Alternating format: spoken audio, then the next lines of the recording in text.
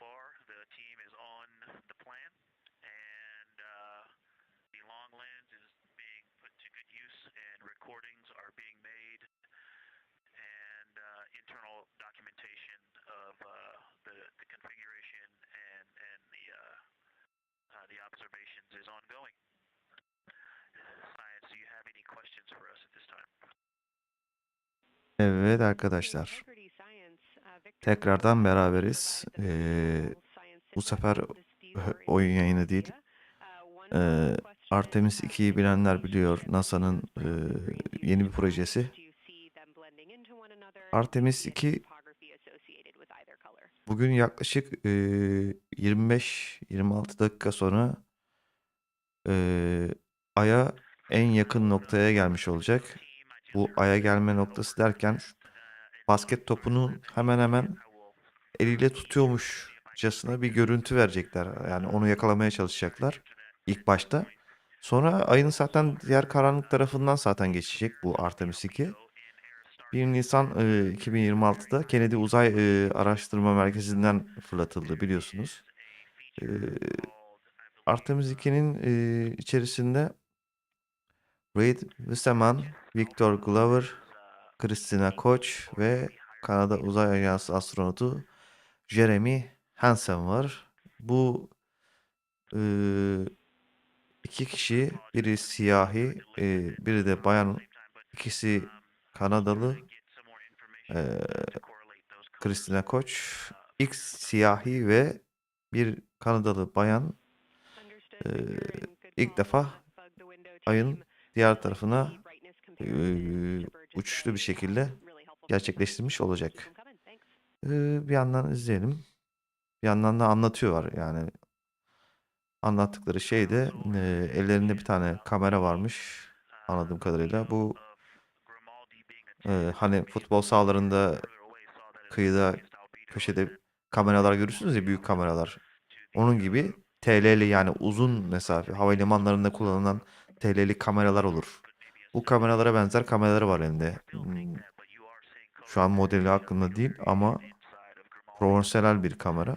Onunla çekim yapacaklar. Daha sonrasında bu uzay aracı yaklaşık 40 bin kilometre saatle atmosfere giriş yapacak tekrardan Dünya'ya dönerken. Bu da rekor diyorlar. Rekor kırma konusunda iddialılar. Yani Artemis 2 Apollo 17'den bu yana insanların ilk kez 2028 yılında Ay yüzeyine geri dönüşünün planlandığını ilan etti NASA. Bu plan 2027'de başlayacak. 2028'de inşallah gerçekleşecek. Apollo biliyorsunuz gelmiş geçmiş en iyi motorlara sahip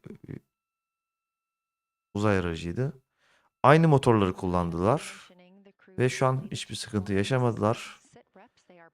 Ufak bir sıkıntı vardı ama o sıkıntı denmez. Böyle diyelim biz ona. Ve bu seyahat sonucunda yaklaşık 7600 kilometre ayın ötesine ulaşmış olacaklar. Yani yakınına ulaşmış olacaklar. Bu da bir rekor diyor.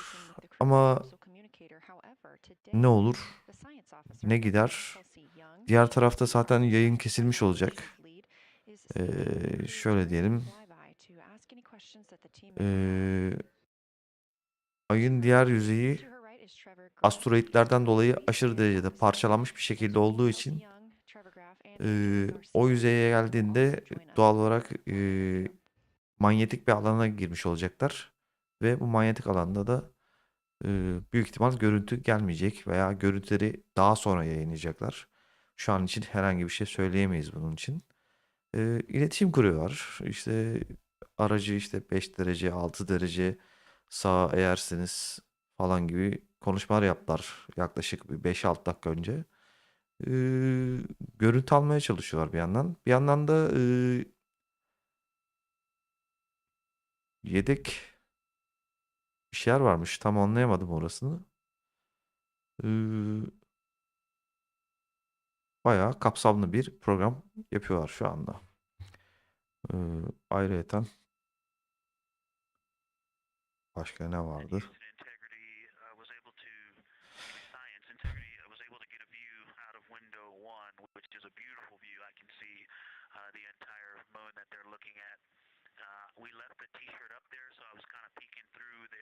Şöyle bir şey deniyor. Görev adlandırmalarında Roma rakamları kullanılmış. Sebebini tam olarak anlayamadım ama böyle bir açıklama yapmışlar.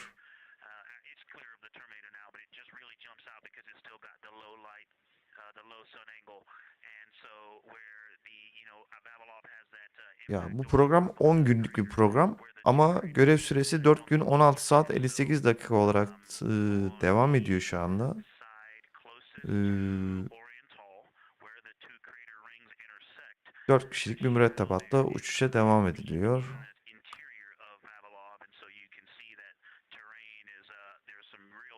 11 Nisan'da da inşallah dönecekler. Ee, Atlantik tarafına geri dönecekler diye biliyorum. Şu an ayın yüzeyini gösteriyorlar. Evet. Gördüğünüz gibi ekranda. Yaklaşık Dünya'dan Ay'a uzaklığını kilometre olarak 401.929 yaklaşık uzaklığı uzaklaşıyor zaten şu anda Artemis II. Bunlar da bakalım.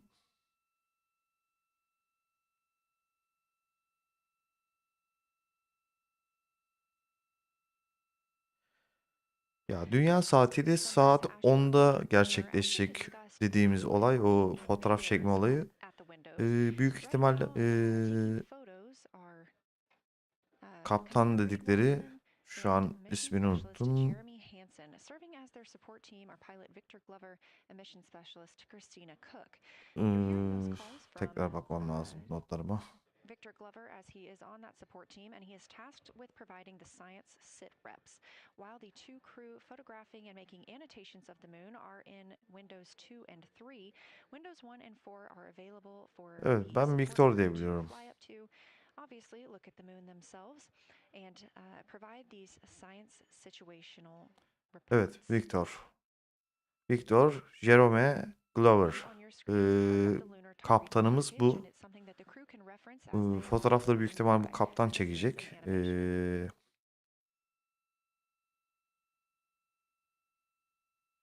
Ayrıca bu SpaceX'te Crew Dragons'un ilk uluslararası uzay istasyonunda ilk operasyonel uçuş pilotu olarak da ilan edilmiş. 30 Nisan 1976 doğumlu, 2013.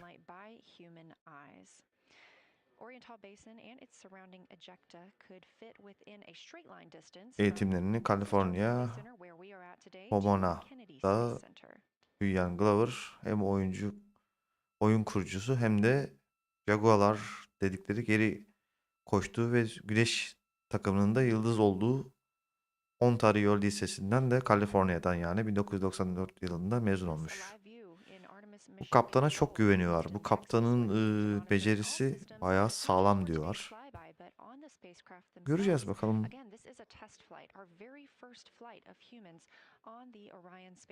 Evet.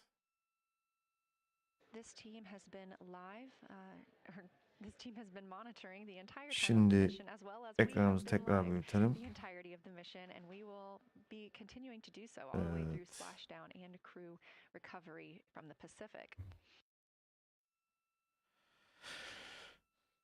İzlemeye devam edelim. Evet, şu anda gördüğünüz gibi bu kadar yakından geçecekler. Daha da yakın hatta da. Yani bizim görebileceğimiz şekil böyle. Şu an gördüğünüz gibi.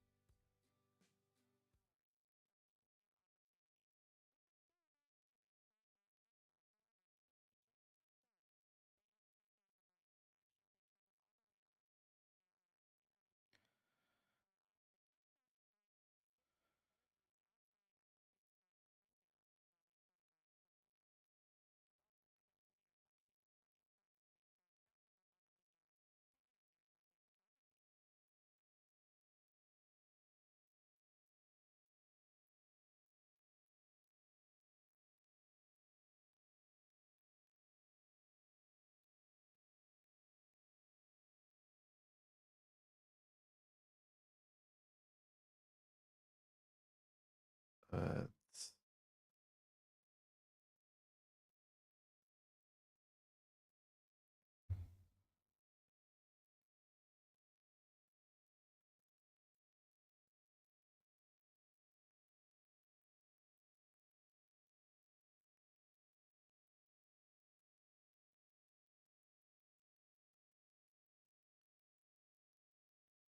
Öyle dursun.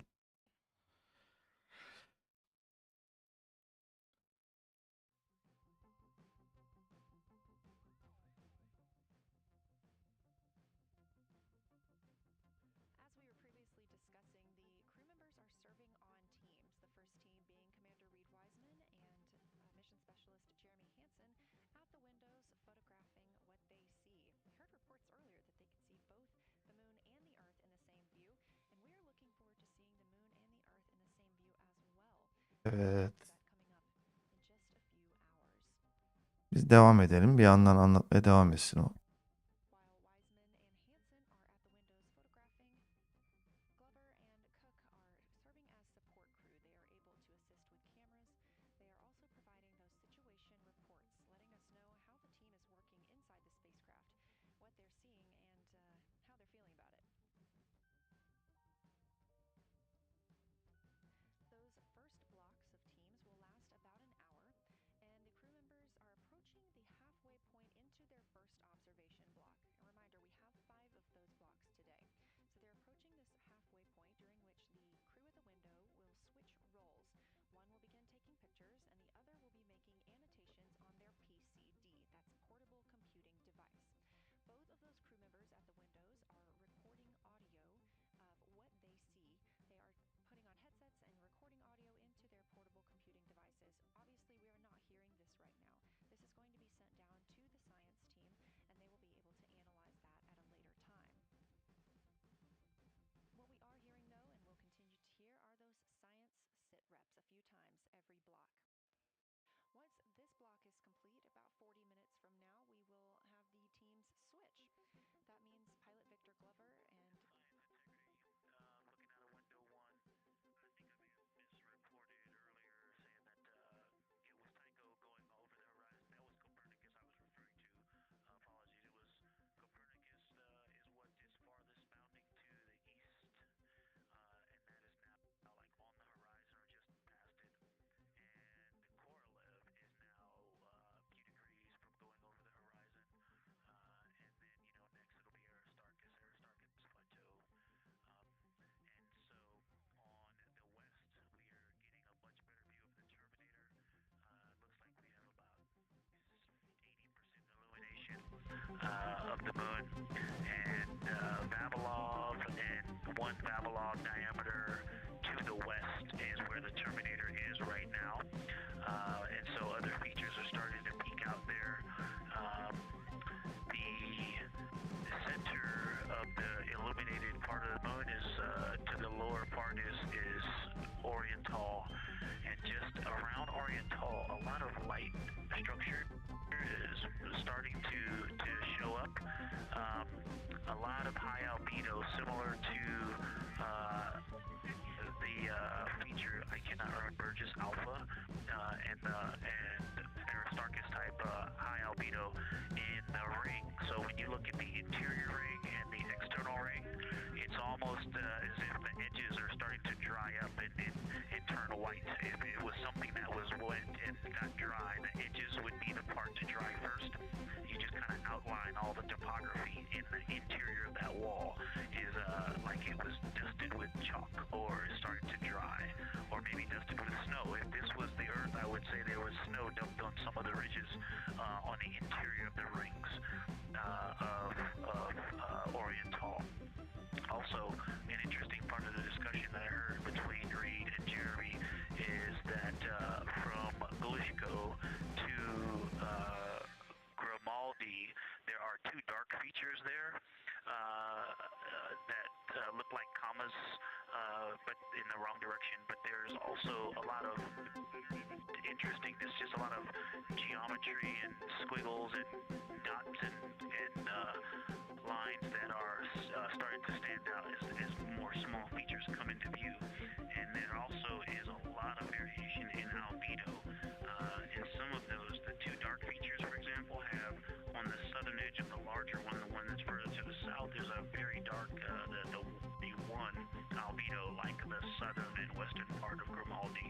And the one to the north, closer to Glishko, is also that same dark albedo. And then around them there are some very high albedo spots just to the north of the southern one, and just to the west of the smaller one to the north. Very high albedo, almost approaching the 10, a 9 or a 10, like Aristarchus. And lots of little bright spots are just starting to pop up in this view. To the north, as you look up at the North Pole, there is a very distinct crater with a lot of a very defined central peak that is also 3 in albedo, and all of just beyond. I think Copernicus is the easternmost feature that we can see. A very nice ringed, very nice structure crater to the north with a great high albedo central uplift to the north, and the south is dotted by a very characteristic crater with a lot of terrain, shadow features, and I will go try to find some landmarks to put names with those. Any questions for the observation team? Integrity science, love the descriptions. You're definitely looking odd up there. Appreciate seeing the training being implemented. Especially interested in your descriptions of the dark patches. You compared the comma-looking features to the albedo you see in Grimaldi, and notice that you're starting to see those color differences popping out. Any observations you want to make, especially when you get on, the PCD in a little bit, would really help us tease out the differences in those dark mare deposits. Great description, Victor. Keep them coming.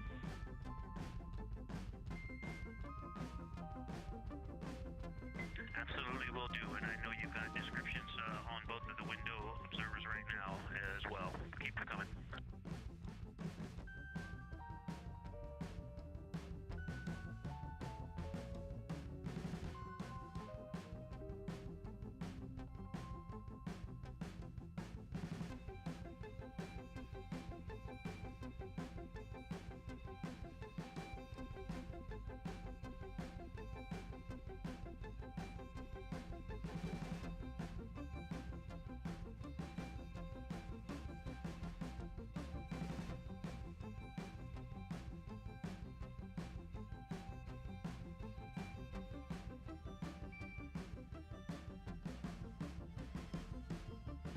Great evidence of how well trained this crew is by the science team. NASA astronaut and pilot of the Artemis II mission, Victor Glover, calling down a situation report, noting several different features on the moon and such descriptions, even saying that it looks like snow on some of the peaks. Obviously, we do not expect that to be snow, but referencing that as some of the lighting on how it looks to the Artemis II crew from their current position.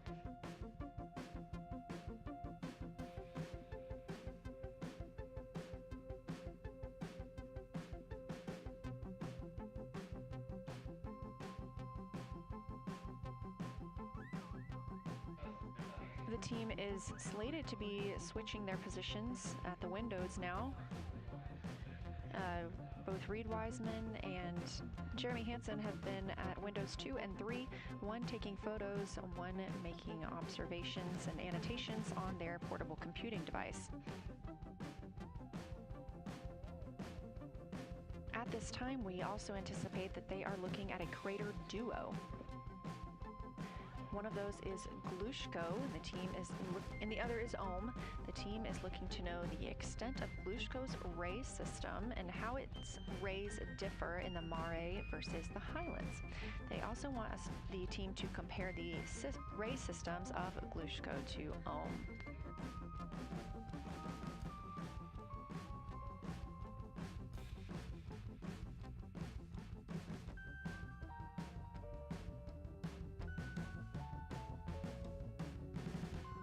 Ohm is considered a young crater. And if you've ever seen a photo of the Richat structure, it's also known as the Eye of the Sahara. It's 40 kilometers in diameter, and that could fit within Ohm's interior.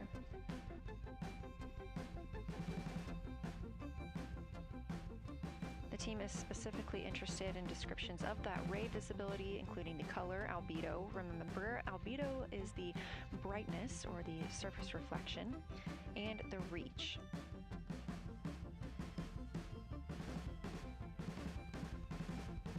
Again, I am using the same lunar targeting package that the crew is referencing on board right now. This helps keep them on time as well as prompt them for when they need to make a call down to the science team and report what they're saying. It also gives them reminders of when they need to swap positions at the windows.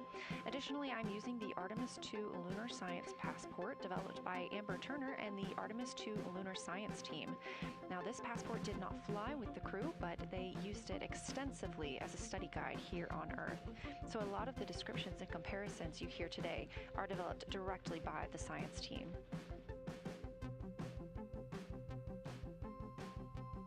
We are now 4 days, 20 hours, and 43 minutes. Science integrity, that crater to the north, that is we've got one in the north that looks like just a textbook crater, and one on the South Pole as well.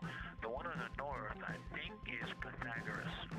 And what I wanted to highlight about that is it is either a very distinct central uplift or just a very defined area of high albedo.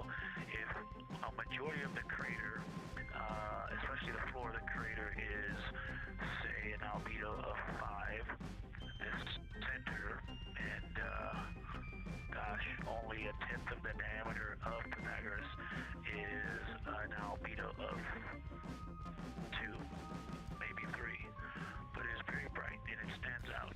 And then between that crater and the actual what is the horizon from here, there seems to be another crater right on the horizon, and right on the edge of that is another patch of that albedo. It seems to be between the two craters. It's hard to tell from this grazing angle, but there is another spot just further north beyond Pythagoras between the two. I can draw a picture of this one and show you where that very high albedo, again another 2 albedo surrounded by 5, and most of the area bounding it.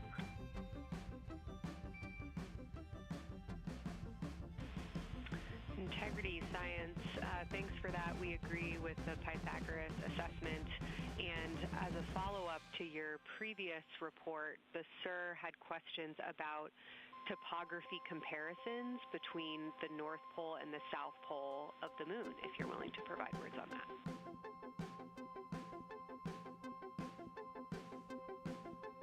Topography comparisons, absolutely. And if you have any idea what, if you draw a line between Pythagoras and the western edge of the outer defined ring of Oriental, it intersects a beautiful textbook crater on the south. I would love to know the name of that. The topography differences, now the South Pole has a little bit of a benefit that it has more of the terminator, and I can see a little more shadowing there, but there's a nice crater right at the South Pole, so that's the main thing defining the topography there. Seems to be quite a bit of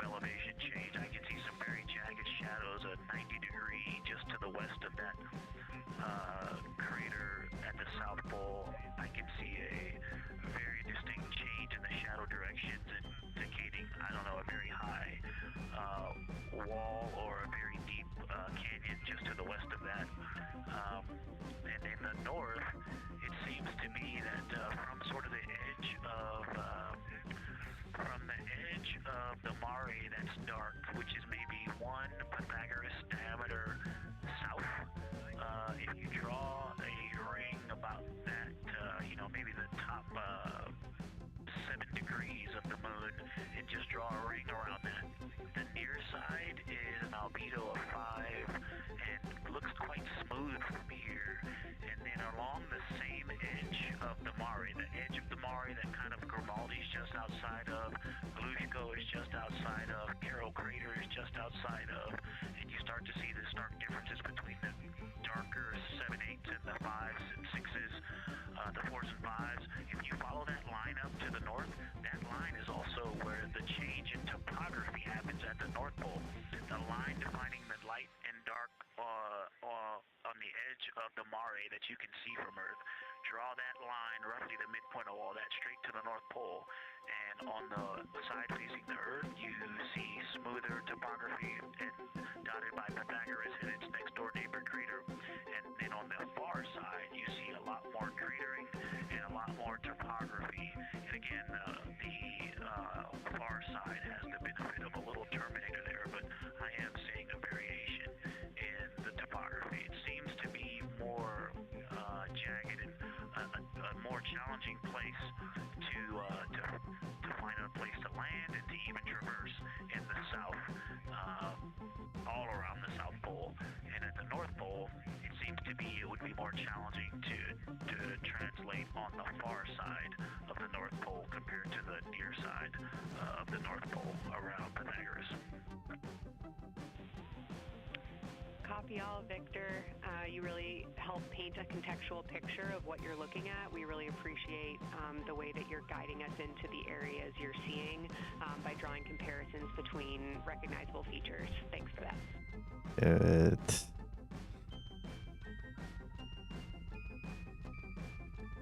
Yavaş yavaş yaklaşıyoruz.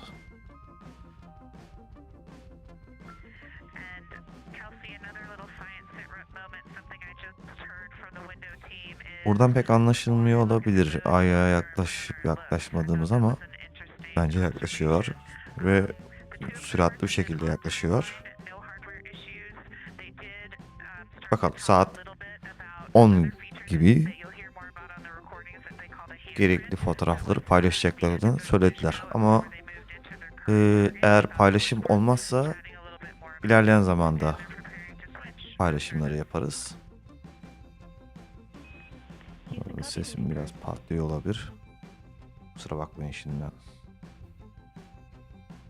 Evet.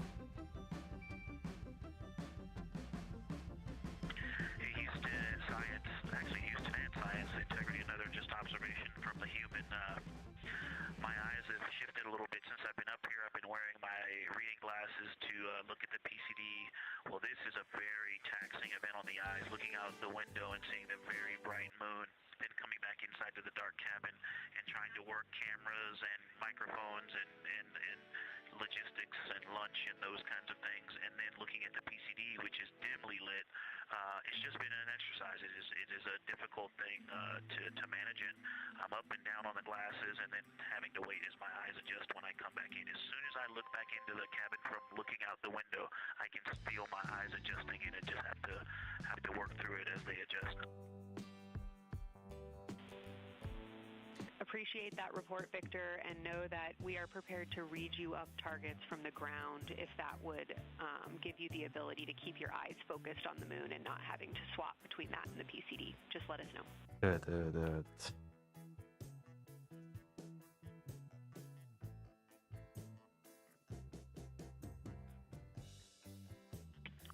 Yeah, we appreciate that science, and we will also do that for the window teams, and we'll back each other up that way as well. But we appreciate that. We may take you up on that. Thanks.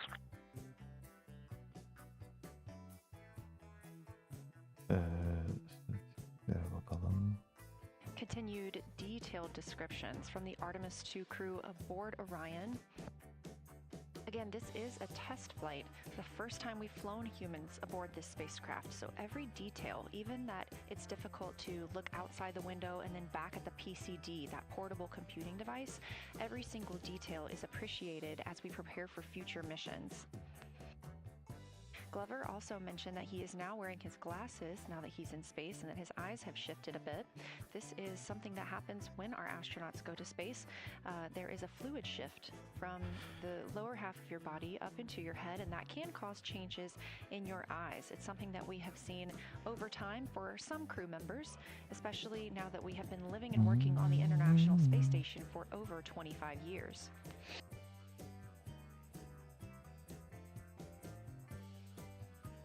Again, it's clear that these Artemis II astronauts have undergone extensive lunar science training, including classroom instruction, field work, and high-fidelity simulations. Bu arada NASA'nın bu sistemi keşif yer sistemleri, yani roket ve uzay araçlarını fırlatması da ve geri alınmasında kullanılan sistemlerde SLS roketi ve Orion uzay aracının test uçuşu olarak diye geçiyor yani. 2027'de kapsamlı olarak yerleşmeyi düşünüyorlar. Yani NASA'da bir üs kurmayı düşünüyorlar. Bu üssünde amacı gelgitlerdeki kullanılan yakıtın miktarını azaltmak. 4 milyar dolar para harcadılar sadece bu uçuş için. Bunu yarıya indirmek için orada bazı materyaller bulup üs kurduklarında o materyallerle oradan buraya uçuşlarını yarı yarıya düşürmek. Belki tamamında olabilir. Şu an anlattıkları bakalım.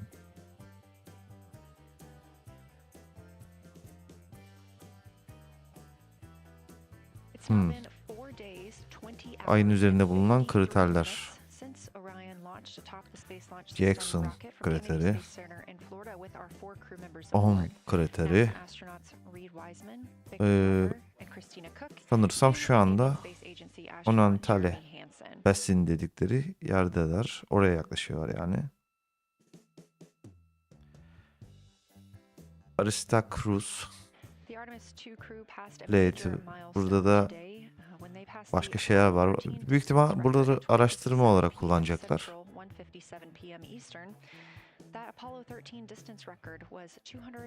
Şu an görüntüde şeydeler. Krater Duo. Ohm yani.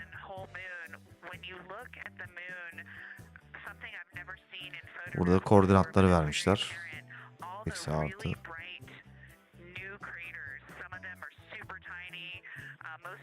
Bunlar da yapılacak plan listesi. Büyük ihtimal böyle. Birinci, ikinci ve üçüncü planları gerçekleştirmişler. Dördüncü kriterin oradalar. Şu anda Christina Koch konuşuyor.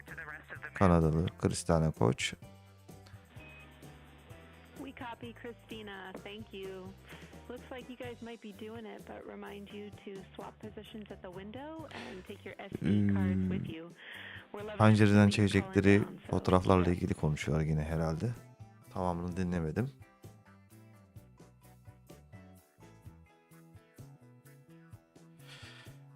Güneşle ilgili planları da var büyük ihtimal. Sunrise yazdıklarına göre.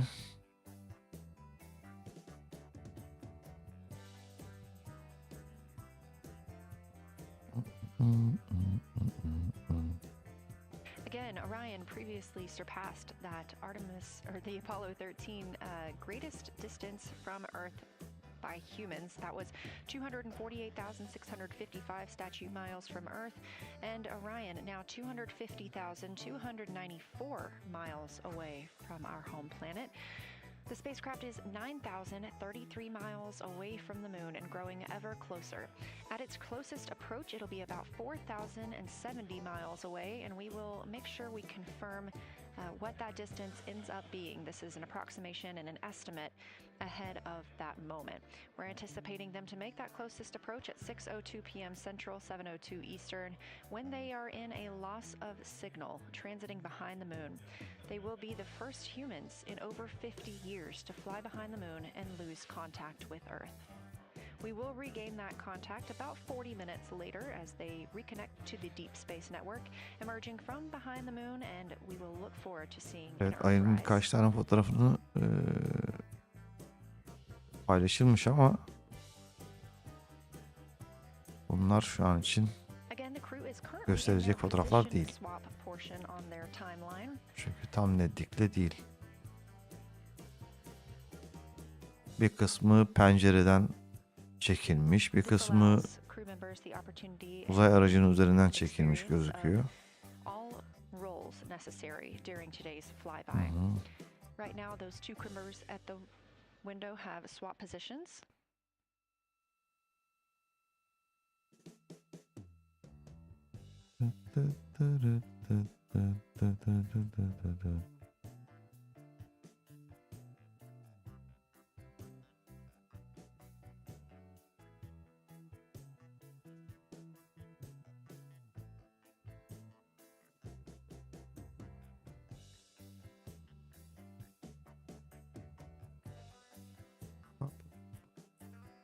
Again, the crew at the windows swapping positions.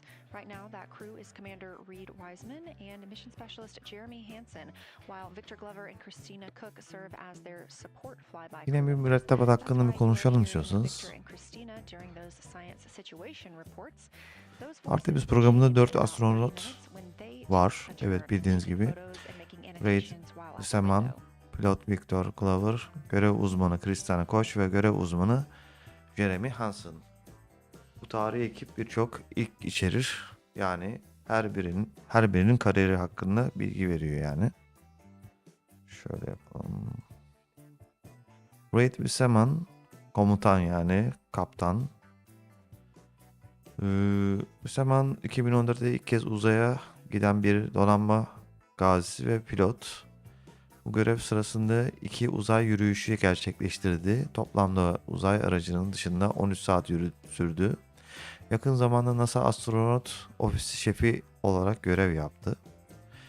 Victor ise ana pilot. Victor Glover 2020 yılında SpaceX Crave'de Crave 1'de daha doğrusu görevinin uluslararası uzay istasyonuna giden görev pilotu olarak ilk uzay yolculuğunu yapmış ve bu süre zarfında da 4 uzay yürüyüşü gerçekleştirmiş Glover. Ay'a giden ilk renkli kişi olarak tanımlanıyor. Christina Koch ise görev uzmanı. NASA astronotu olmadan önce de NASA Goddard yani Johnson Hopkins uygulamalı fizik laboratuvarında elektrik mühendisi olarak çalışmış. 2019'da 11 aylık bir görevle fırlattı ve bu süre zarfında 6 uzay yürüyüşü gerçekleştirdi. Koç Ay'a giden ilk kadın olarak da ilan edildi. Bu da onun için değişik bir ünvan. Jeremy Hansen ise o da görev uzmanı. Kanada Uzay Ajansı astronotu olmadan önce Kanada Kraliyet Hava Kuvvetleri'de savaş pilotuydu. Artemis II onun ilk uzay uçuşu olacak bu arada. Hansen Ay'a giden ilk Kanadalı olacak. Hepsi genç.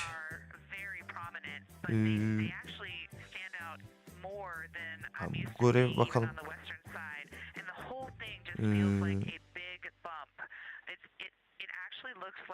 Artemis II Apollo ile nasıl karşılaştı diye soru sormuşlar.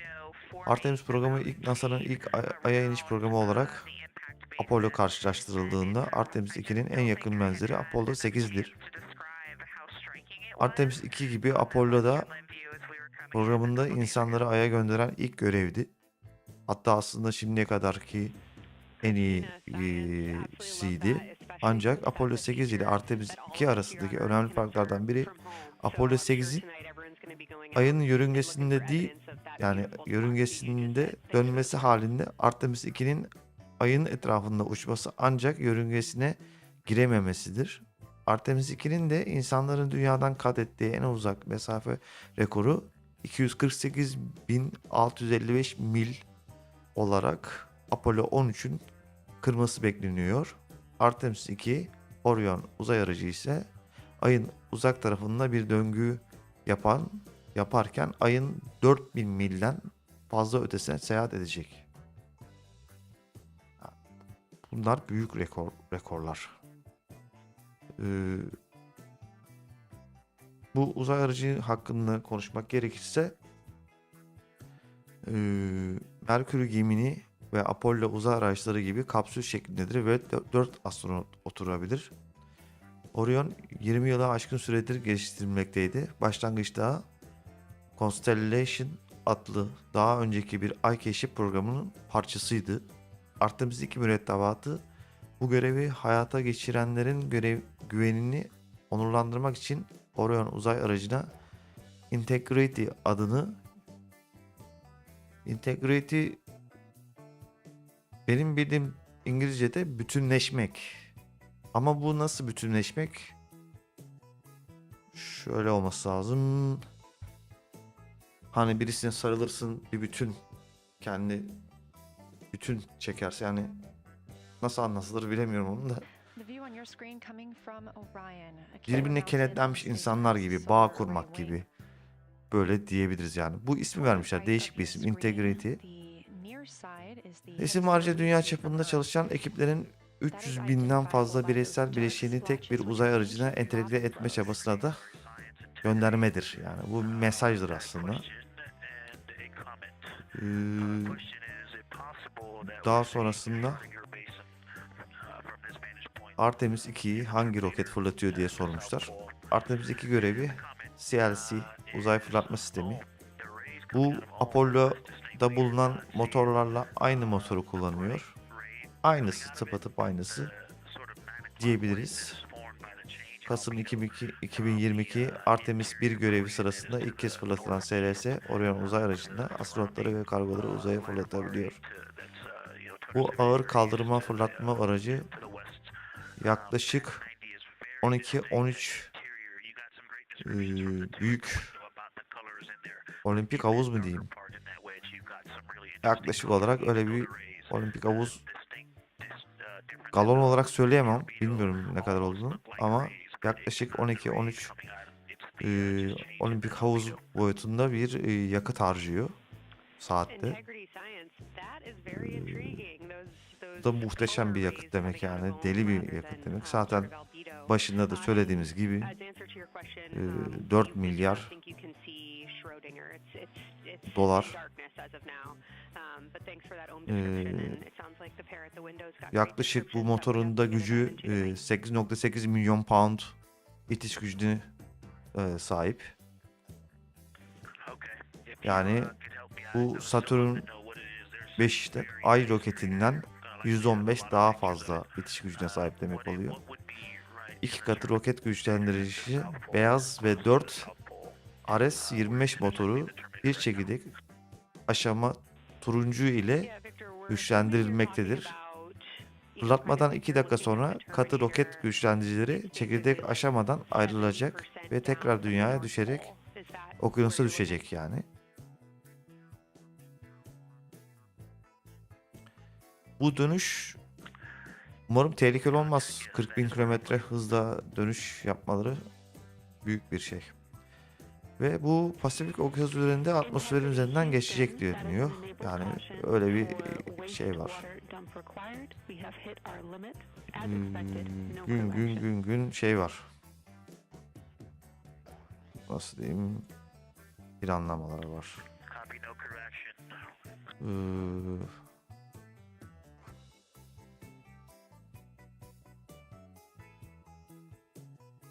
Şu anda herhalde 3-5. günlerdeyiz. Orion mürettebatı Ay'a doğru yolculuğuna devam eder ve 5. günde Ay etki küresine girer. Uçuş günü 6. günü yani. Orion uzay aracı Integrity Ay üzerinden bir uçuş gerçekleştirir ve hem Ay'a en yakın yaklaşımını hem de Dünya'dan en uzak mesafesini gerçekleştirir. Ay üzerinden uçuş sırasında mürettebat gözlemler yapacak ve Ay'ın uzak tarafının fotoğrafını çekecek. Orion uzay aracı Ay etki küresinden ayrılır ve Dünya'ya dönüş yolculuğuna başlar. Bu da ilk iki dönüş yörüngesi yanmasını içerir.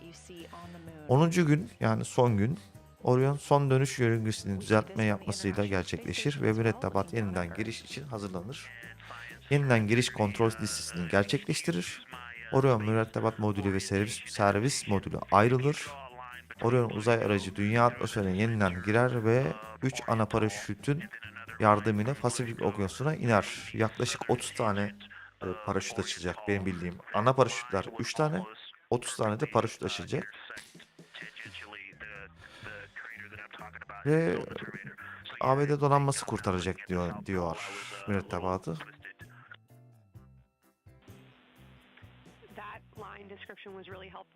Bu görevin yaması var mı diye soru sormuşlar. Bununla ilgili bilgi vermek doğru olur mu? Gerçekten bilemiyorum. Bence yeterli bilgi verildi diye düşünüyorum. Evet, yavaş yavaş görev şeysine yaklaşıyoruz. Yani görevler sırayla listelendiği gibi yapılmaya başlandı.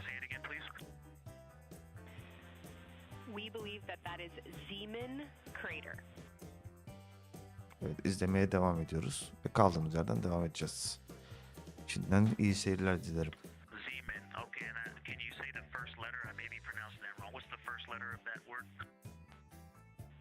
Zulu. It's Z-E-E-M-A-N.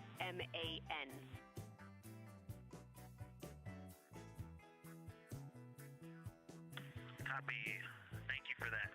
Yes, we've got a great view of that. And when I went back to the window just now, the view is completely changed. Our trajectory is taking us to a new view, and I'm looking more into Babalov. I've got a nice, great view into Babalov. I'm actually away from the window right now, so I'm going to go try to give you some bounding words on the view that we're seeing. But I've got to get back to a window in a minute. Understood, Victor. You're defining new views of the moon in more ways than one.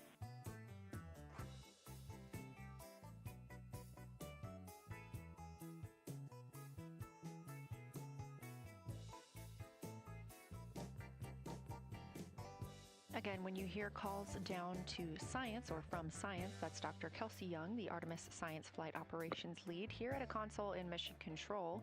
You also hear communications with the crew from Canadian Space Agency astronaut Jenny Gibbons. She is the Capcom for today. She is a backup Artemis II crew member. Those calls from pilot Victor Glover asking about a feature he was seeing, specifically a crater on the moon. Meanwhile, the team here in the science evaluation room was actively working together to determine what feature he was describing.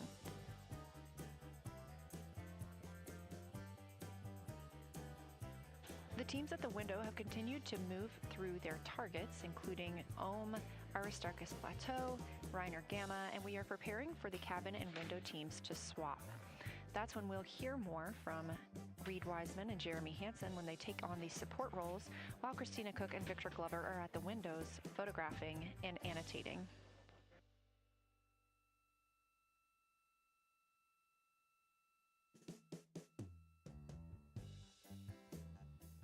As we briefly mentioned, if you look towards the right side of the moon, essentially,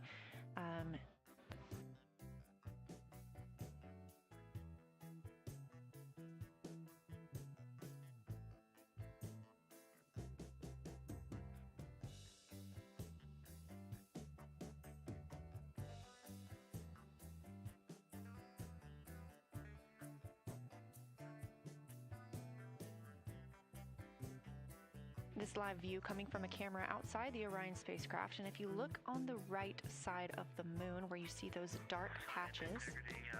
Wow, yeah, I wish I had some more time to just sit here and describe what I'm seeing, but the Terminator right now is just fantastic. It is the most rugged that I've seen it. From a lighting perspective, there are little islands. There are islands of terrain out there that are completely surrounded by darkness, which indicates some real variation in terrain. Up to the north, there is a very nice double crater. It looks like a snowman sitting there. in the Terminator, and then on the southern edge there's almost like a hole. Looks like a hole, and it's the diameter of Vavilov size, just blackness, and then a wall of bright, and then it goes back to the black beyond the Terminator. So there's just, it looks like there's just a gigantic hole right there. 1 Vavilov diameter east of the Terminator, and as you go south, the Terminator is not a nice smooth arc. It's just jagged. There's almost a 110-degree turn in the shadow as opposed to the nice smooth arc, again indicating some really interesting variations, and I'm sure we'll get some photos of that. And then one of the craters further to the south of Vavilov, maybe halfway down to the South Pole, is not only a very, looks like just a deep hole, and then there's like 2 island rays pointing off to the west and north that indicate very high ridges and very deep canyons coming up out of that crater. So again, just some really interesting visual illusions going on with the shadows there. Like I said, there look to be islands out beyond the Terminator, because some of the things, maybe even a Vavilov diameter into the Terminator are catching sunlight on the peaks up to the north and to the south. Is very, very interesting to see. Integrity science. Oh my gosh, that was an amazing picture you just painted. I glanced over at the SIR video and I literally saw fist pumps in the air. Those types of observations are things that humans are uniquely able to contribute, and you just really brought us along with you. So thanks for that.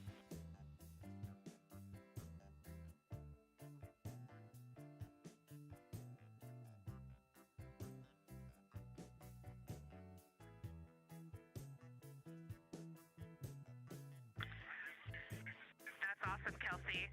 Did you get a sit rep updating you on a slight change in logistics for PCD use? Christina, this is Houston. We did not, but we will take it now.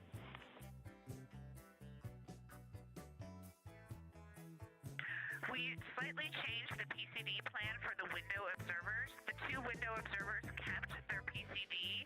So in other words, the one that window 2 went to window 3 and the one that window 3 went to window 2 when they swapped rather than staying at the window. We'll plan on all observers keeping the same PCD for all observations. Copy, Christina. That makes sense to us, and good plan. We are coming up here on a cabin and window team swap. Let me know when you're ready for a quick vehicle status.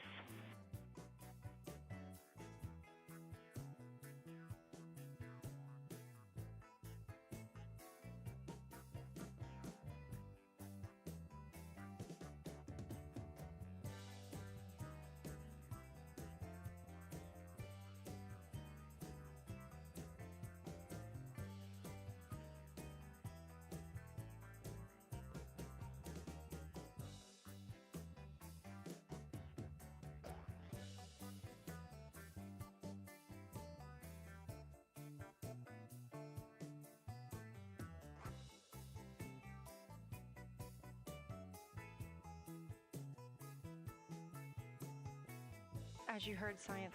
Go for the vehicle system update. Howdy, Reid. We don't have much for you. We just wanted to let you know that toilet right now is no-go for use as we stick with the predetermined limit for now. All crew members, please use CCUs. Otherwise, Orion is looking very good. And you have 15 minutes in this handover time where we expect Victor and Christina to switch to the windows and you and Jeremy to be in the cabin assisting. Let us know if you have any questions.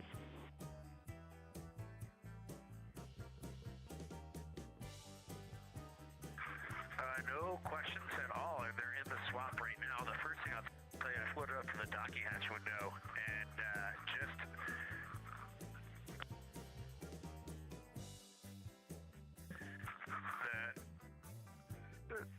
what I'm going to call the Mari around Oriental just looks so different front out the docking hatch right now, it's quite a bit darker. It's the same darkness, if not a little darker, than Grimaldi.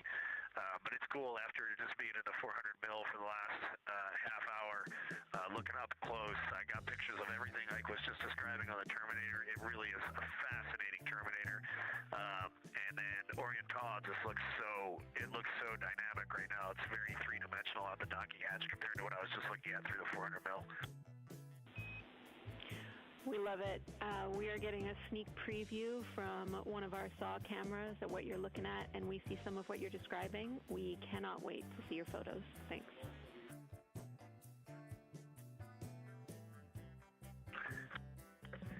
Yeah, Jenny, I wish you had some longer lenses on the solar array so you could see the whole moon, but man, it is, or the up-close moon, not the whole moon, but it is just fascinating here. It's so cool. All right, MPO and Inco, take notes. We want a zoom lens on those saws next time. Thanks, Reid.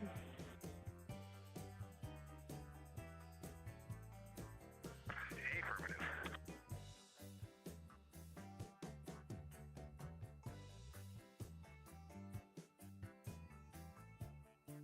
As the crew gets ready to switch positions from the window crew going back to the support crew and the support crew flying up to the windows, this view inside the room, Capcom Jenny Gibbons speaking with the crew, Canadian Space Agency astronaut. The crew has continued to provide excellent descriptions of what they are seeing on the lunar surface.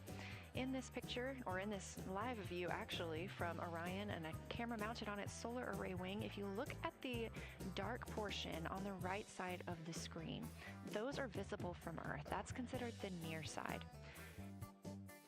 Those are ancient lava flows from a time early in the moon's history when it was volcanically active. And if you look towards the left, there's that dark, large crater that appears to the left of those lava flows. That's Oriental Basin. It's about 600 miles wide, and it straddles the moon's near and far side. And this mission is the first time that humans have ever been able to see this with their eyes in the daylight. Again, you hear conversation about that Terminator. You have a great view of that as well. That's the difference between light and darkness on the moon. Victor Glover explaining that as a very jagged looking Terminator due to the peaks that they're seeing and the craters that they're seeing as they prepare to cross over the far side.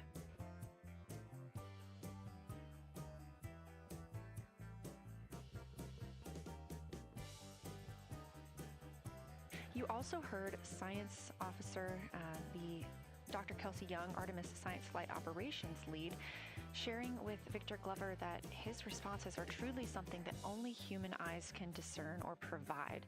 So we've previously discussed how having humans observing the moon on this mission is being combined with lunar robotic data to help us maximize what we know about the moon. So part of that data comes from the Lunar Reconnaissance Orbiter, or LRO.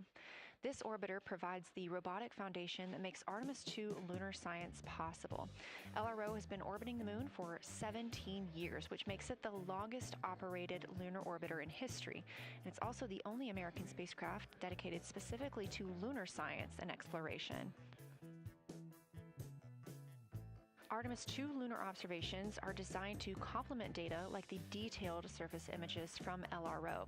So while LRO provides those detailed high-resolution maps of the moon's surface, the Artemis II crew adds human observations that focus on regional context and relationships between features, giving scientists a larger geologic picture. Now, this combination of robotic and human observations strengthens lunar science. LRO delivers precise and repeatable measurements over long periods of time, while the Artemis II crew contributes real-time visual descriptions and context that robotic instruments alone cannot provide. The best description I've heard while preparing for this mission is to compare the difference in looking at the moon with your own eyes on Earth and trying to take a picture with a camera. The camera truly never does it justice, and it's much easier to describe and perceive what you're seeing with your own eyes than to take a photo. These Artemis II astronauts can rapidly scan wide areas and adjust their focus in real time, as well as describe relationships between features. The crew will also observe the same regions multiple times under changing lighting conditions during the flyby and provide perspectives that would take robotic missions years to accumulate. During the Artemis II mission, LRO is also attempting to observe some of the same lunar features that the astronauts are studying. Collecting this data simultaneously highlights how different instruments and human eyes provide complementary information about the moon. This LRO data plays a direct role in preparing for future Artemis missions. Its measurements of topography, surface temperature, composition, radiation, and lighting conditions are used to assess hazards, identify safe landing sites, and locate potential resources such as water ice near the lunar South Pole. This mission, Artemis II, represents the point where years of robotic preparation are paired with human exploration for the first time in the Artemis era. So together, LRO, the Lunar Reconnaissance Orbiter, and Artemis II are demonstrating how NASA moves from mapping the moon robotically to exploring it with humans. We are laying the groundwork for future Artemis missions and sustained lunar operations. Bu arada bu çekimleri yapacaklardı ya, bu çekimlerde çıplak gözle anlatımlar da yapıyorlar. Ara ara konuşuyorlar. Şu an anlattığı görev hakkında herhalde.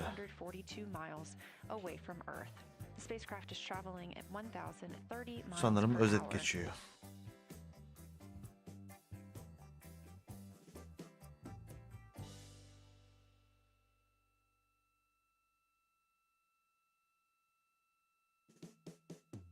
Acaba biz de düşünüyoruz. Acaba Ay'a gidebiliyorlarsa yani şey olarak peki bu araç daha da ileriye gidebilir mi? Neptün gibi, Uranüs gibi, Jüpiter gibi. Bence gider ama dönüşüyle ilgili sıkıntı yaşar mı? Orasını bilmiyoruz.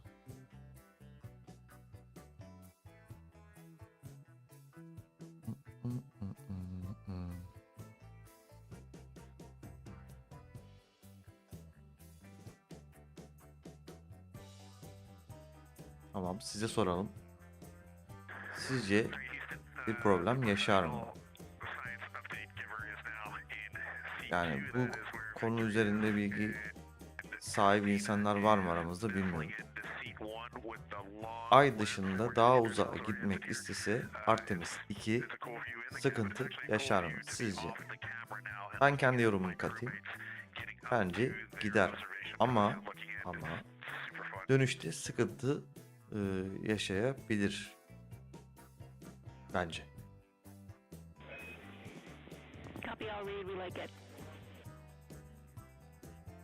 Evet.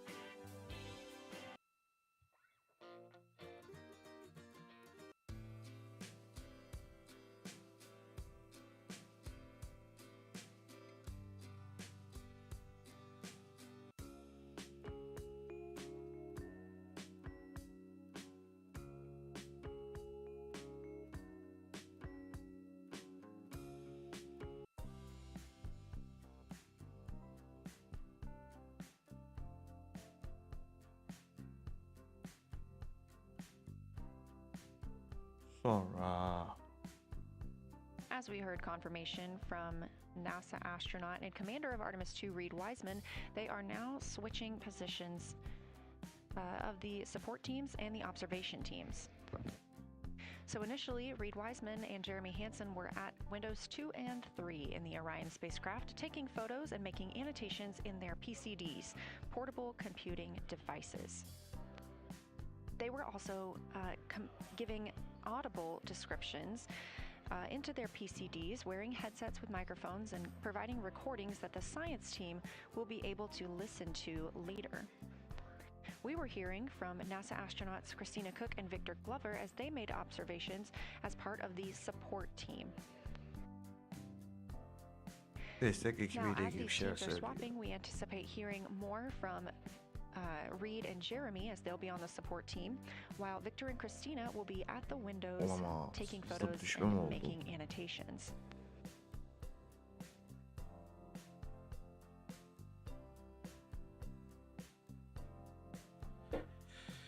Bağlantı hızında bir düşme oldu.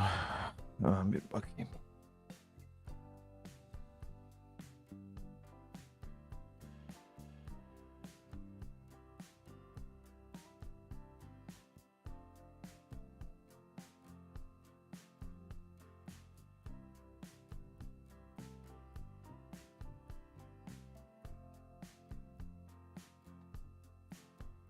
Evet.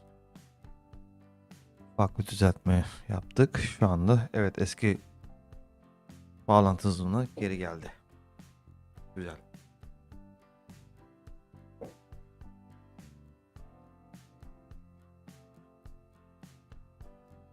Şöyle.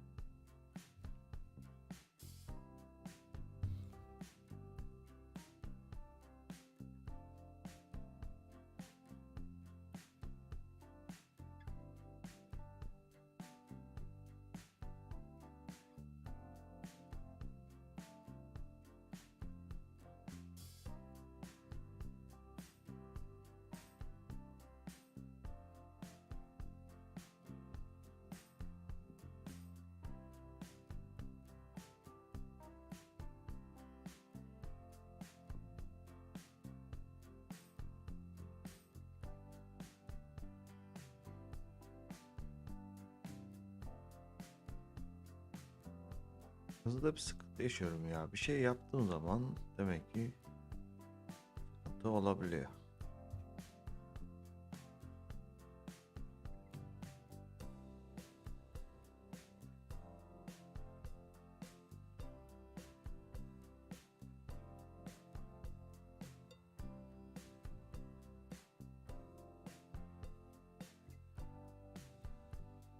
Evet.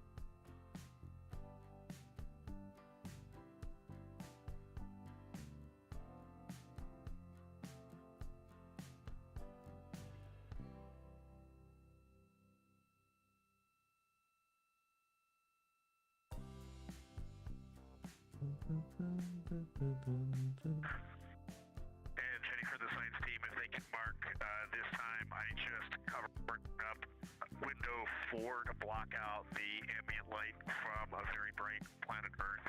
And it'll be interesting to see if in the data, Victor and Christina see any differences from me and Jeremy with that window blocked. It's a lot darker in the cabin now.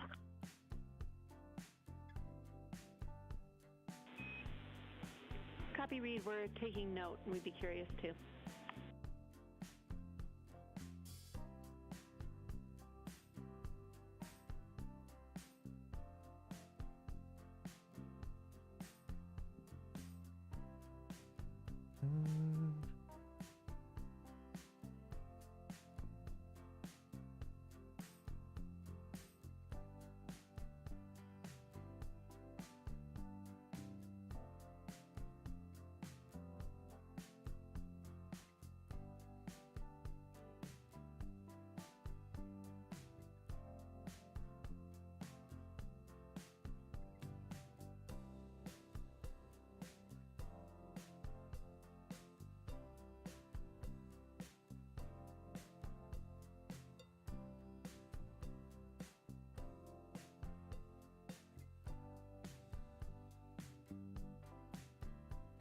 We are live in the Artemis mission control room during the lunar flyby of the Artemis II crew, the first humans to fly by the moon in over 50 years. Orion launched 4 days, 21 hours, and 30 minutes ago atop the SLS rocket, Space Launch System rocket from Kennedy Space Center in Florida.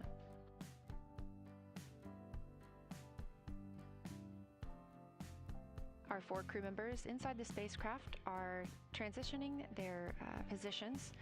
The cabin and window teams have swapped. Currently at the window, we have Victor Glover and Christina Koch, NASA astronauts, and serving as support, Reid Wiseman and Jeremy Hansen. Their positions, the cabin... Evet.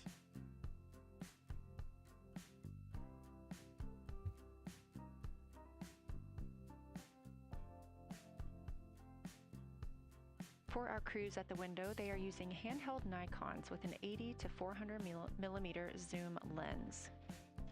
There are also GoPros on each of the solar arrays on Orion, and that's where this view is coming from right now. We have an interior camera of the crew as well, but they have dimmed the cabin lights. They've actually turned off the cabin lights to allow them to better see outside of the spacecraft. This also helps prevent any reflections from lights inside the spacecraft reflecting onto the windows while they are photographing the moon.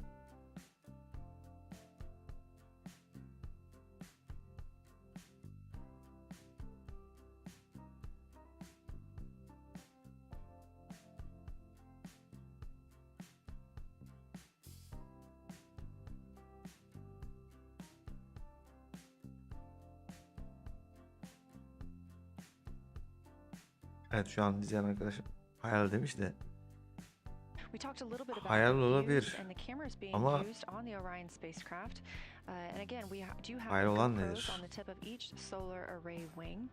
Now the bandwidth is a little bit limited Bir because şeyleri başarmak having a için crew çaba on board, gerekir. Çaba olmadan we da do have to downlink a lot more hayal data olmaz. that Hayal olması includes için their çaba environmental lazım. control and life support system. Çaba olması için de hayal We olması, are hayal not the etmek lazım. only data, Yani this hayal etmeden view de that çaba you see olmuyor. coming down from the spacecraft, and so we do rely on Önce bir sharing hedef some of that belirleyeceksin. with the other O hedef flight üzerine controllers in çalışacaksın. mission control.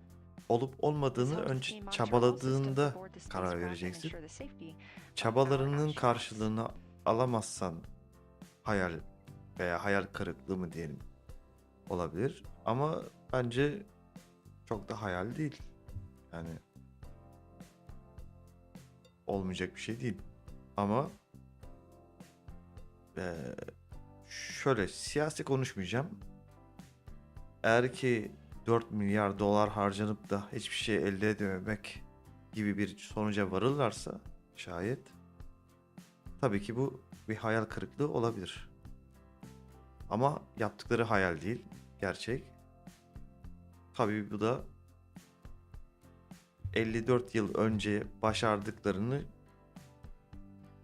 bir 2 sene sonra, 1,5 sene sonra yine başaracaklar diye umut ediyoruz. Tabii bu Ay'a inme operasyonu farklı konulara da yol açabilir tabii ki. Güven konusu, ülkeler arası savaş konuları yine açılabilir. İşte Rusya vesaire vesaire gibi. Ama ben fazla siyasi konuşmak istemiyorum. Bunun bir bilimsel konu olarak bakıyorum. Bakalım 10 günlük bir değerlendirme sonucunda bu konuya karar vereceğiz. Şu an için erken.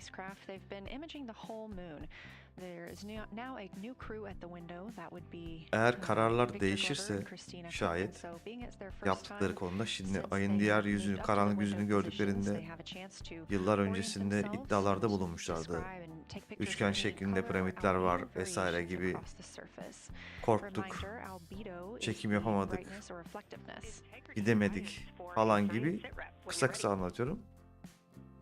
Apollo'da kullanmışlardı öyle cümleler ama şu an yapılan operasyonla belki o çekimlerle bize gösterecekler. Ayın diğer tarafındaki karanlık tarafını belki de hiç göremeyecekler. O da bir ayrı bir konu ama parlayan yüzünden az önce mesela izlediğim kadarıyla 2 tane kardan adama benzer krater görmüşler.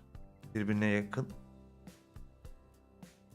Tam olarak ne olduklarını bilmiyorlar. Kratere benziyor ama başka bir şey de olabilir. Bilmiyorum.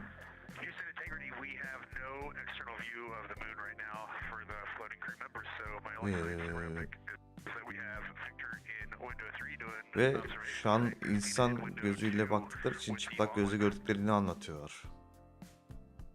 Yani kameranın gördüğü renklerle insan gözünün gördüğü renkler aynı olmadığı için doğal olarak da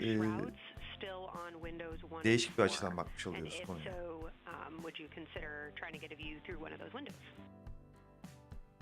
Evet, camdan bakıyorlar.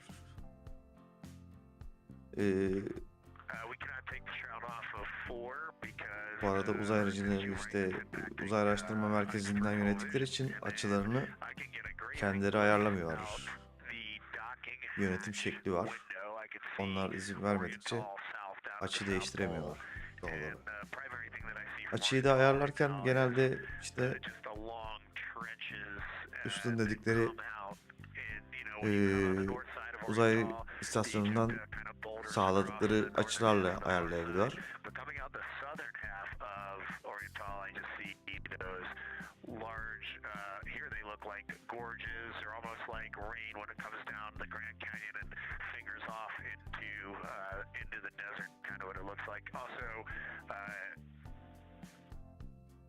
Burgess Alpha is extremely bright. It's the brightest thing that I can see. Even brighter now than Aristarchus, which is heading off to the Terminator. It's almost impossible now to see Aristarchus. Tam anlayamadım ama. Çok hızlı konuşuyor. İngilizcemde belli bir seviyeye kadar yetiyor anca. I would say for albedo right now I would go back to Cromartie is still extremely dark, especially in that southwest corner, and there are parts of Oriental and the outer ring of Oriental that reach that same level of darkness, especially the rings of Oriental reach the same level of darkness as Cromartie. And then south of Cromartie, Jeremy and I were noting Bir de a few şu other okla gösterdiğim, gözüküyor mu bilmiyorum ok. Ayın karanlık kalan tarafındaki çizgiye Terminator diyorlar. Şuraya Terminator diyorlar. Yani onların tabirince Terminator deniyor. O çizgiye de isim vermişler. Sonunda Dr. Kelsey Young konuşuyor. Artemis II Lunar ekibinden. Diğer ekiptekiler de yedek astronot ama onlar uçuş için hazırlanmamışlar.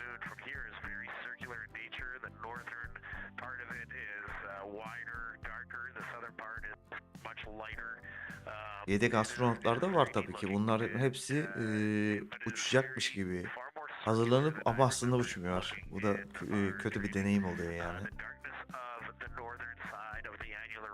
Yani onlar için sanki son gününe kadar uçacakmış gibi hazırlanıyor astronotlar ama o yedek astronotlar aslında uçmuyor. Roketin kalkışına kadar herhangi bir aksilik olması durumunda içinden bir tanesi devreye giriyor. Ama öyle bir şey de olmadığı için şu an için onlar uçmadı. 4 astronotla devam ediyor. Yedek astronotları nerede kullanıyorlar? Tabii ki uçuş bilgisinde ve koordineli şekilde ayın yüzeyini incelemek için de kullanılıyor olabilirler şu an için. Evet. Just saying that the sir was really excited about that. That annular ring was something we were really eager to hear about. So thanks. Hı hı. Yep, you bet. And now Victor and Christina are moving on to Oriental. I got them situated over there a little bit late. Ayrıca uzay araştırmasından alınan bilgiye göre de işte bu kraterlerin incelemesi yapılacak. Hepsinin tek tek fotoğrafları çekiliyor. İşte 7600 kilometre uzaklığa yaklaştığında karanlık bölgede doğal olarak yayın kesileceği için fotoğrafları çekilecek. Elinde profesyonel bir fotoğraf makinesi var şu anda. Fotoğraf makinesi de uzak mesafeleri çekmek için birebir kaliteli bir fotoğraf makinesi. TL'li dedikleri havalimanlarında, işte stadyumlarda ani zoom yapan kameralar var ya, onlardan. Evet.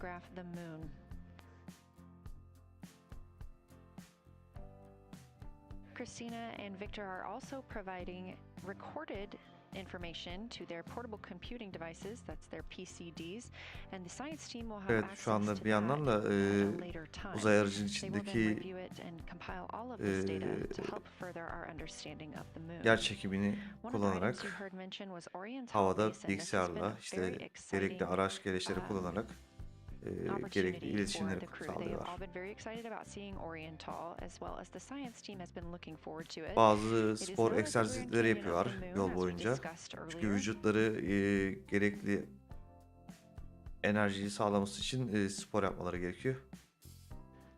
From the İlk uçuşta pictures, görmüştünüz. the science Evet. team is hoping that the crew will take centered images of the entire basin and surrounding craters in a single frame, but also use those 80 to 400 millimeter zoom lenses to create a mosaic entire basin. Tasarımsal bazı konularda bilgi verdi. Tam olarak With anlayamadım. their unaided eyes, the science team is hoping the crew will describe southern dark annular ring, which you heard Reid just describing, Karanlık as bölgeyle well ilgili as bilimsel any color, araştırmalar albedo, yapacaklarını texture, or topography across the Mare anlatıyor. patches Fotoğraf and ring çekilecek işte mountains. vesaire vesaire yine. Science team reports that konular. the observations will be used to study the geologic evolution of the youngest lunar basin and to inform Genç the formation öğrencilerle ilgili bilgiler hypotheses for the veriyor şu annular anda. ring. Çalışma büyük ihtimal bunlar eğitim amaçlı kullanılacak. Yani bu bilgiler sadece fotoğraf üzerine kalmayacak. Ayın yüzeyini incelemeleri, oraya kurulacak olan üssün ileriki zamanda yaşam olarak da değerlendirebilir. Çünkü kraterlerde su bulundu zaten, o garanti. Su bulundu ve suyu enerjiye çevirme projeleri var ellerinde. O projeyi de ilerleyen zamanda kullanacaklar inşallah.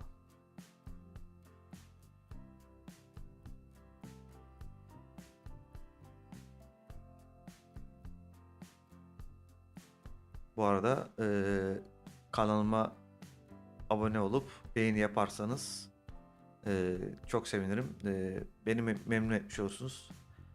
Zaten biliyorsunuz abone olmak ücretsiz, yorum yapmak ücretsiz. Bir kişiye değer verdiğinizde ona sevgisini göstermek için en basit yöntem benim için bu.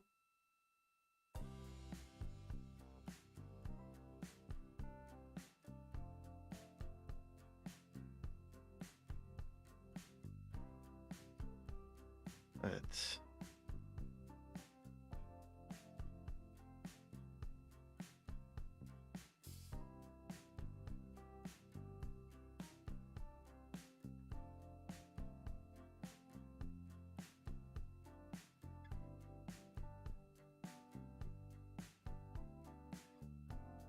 This live view from the Orion spacecraft on the Artemis II mission, now 7,373 miles away from the moon, 251,130 miles from Earth.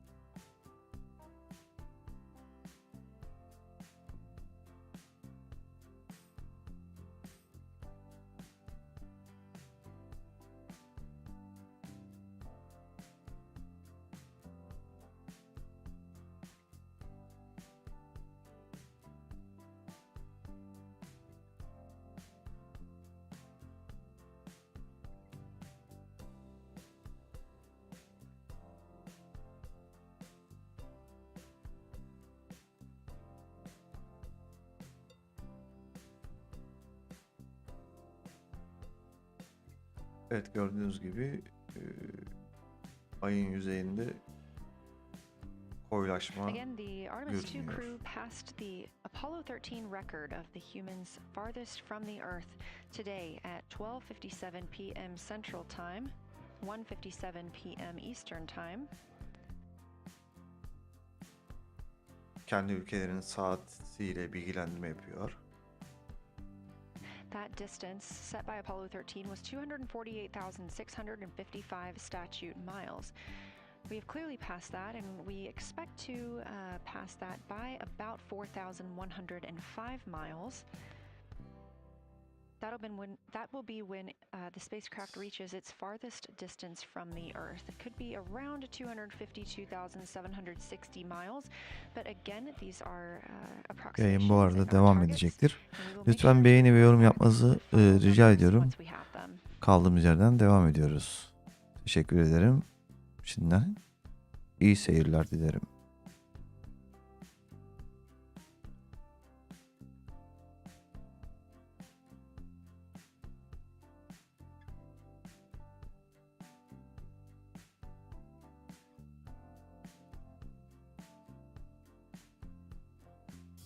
We have some refined times of when we expect to have Earth set of Earth behind the moon while Orion flies behind the moon.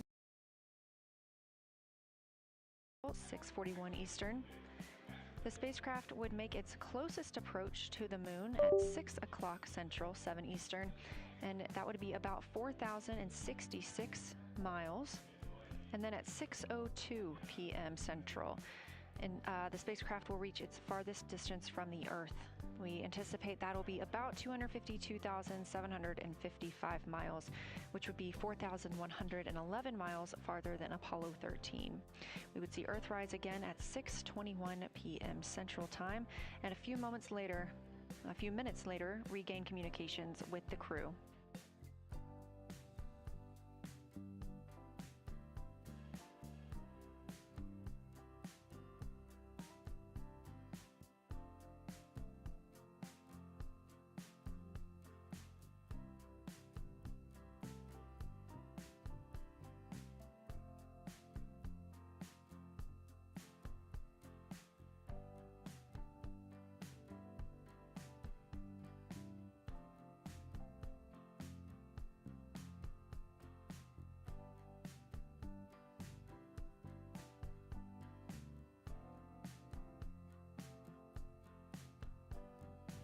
Currently aboard Orion, Victor Glover and Christina Koch are the two team members conducting lunar flyby observations, meaning they are using the Nikon cameras to photograph the moon, and their PCD, or the portable computing device, to conduct annotations. They are both recording information that will be downlinked to the science crew, and tomorrow morning the science team will have a conference with the team while the information is so fresh. They'll be speaking with the crew about their observations and their data collection.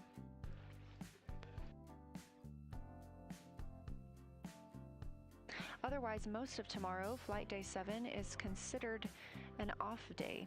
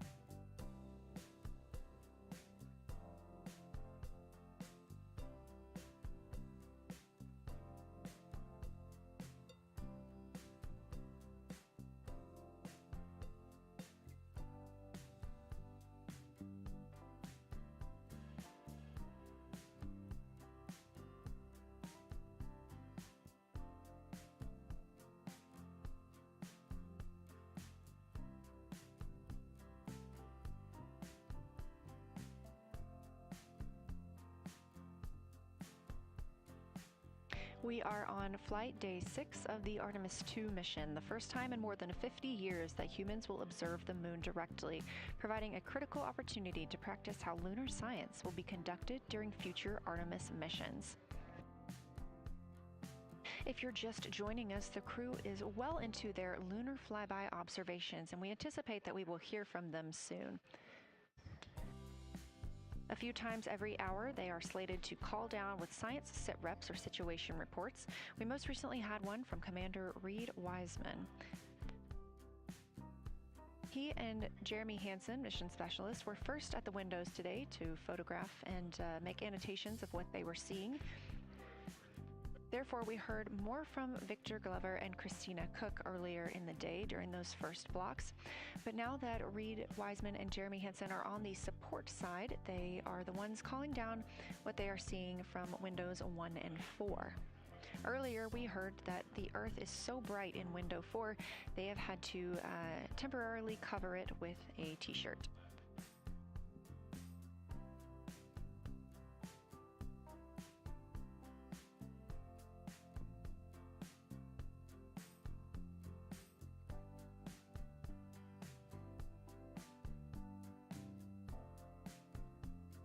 The moon preserves a near-continuous record of solar system history that has been erased on Earth because the moon doesn't have an atmosphere. So things that we experience on Earth, like weather or plate tectonics, don't really apply. So the lunar surface retains evidence of ancient impacts, volcanism, and solar activity that scientists can study today. And studying the moon helps scientists understand how planets formed and evolved, how the moon influenced our own planet Earth's history, and how the sun shaped conditions across the inner solar system. The moon also serves as a unique platform for studying the broader universe. Artemis science is designed around questions best answered by humans, working alongside robotic systems, combining decades of robotic lunar data with real-time judgment, context, and adaptability that only humans can provide. This mission, Artemis II, is serving as a proving ground for lunar science operations, which allows NASA to test how science is planned, executed, and supported during a crewed deep space mission ahead of our future Artemis flights.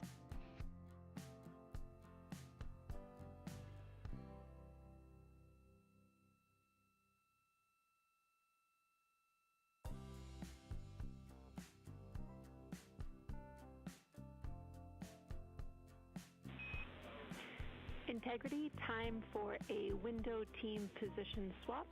So Victor and Christina, please switch places if you've not done so already, and remember your SD card for the camera.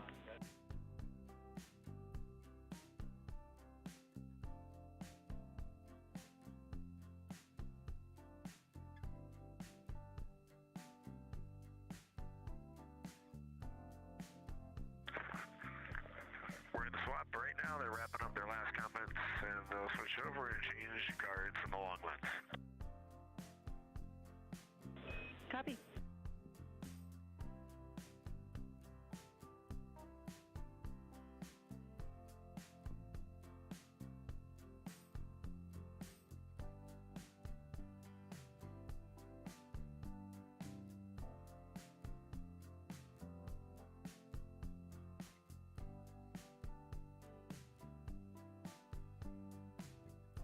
As you heard in that call, it is now time for the team members at the window to swap positions. That means Victor Glover and Christina Koch will be switching roles. One of them has been photographing the moon with a Nikon with an 80 to 400 millimeter zoom lens, while the other was making annotations on their portable computing device. And both are recording audio that the science team will be able to listen to.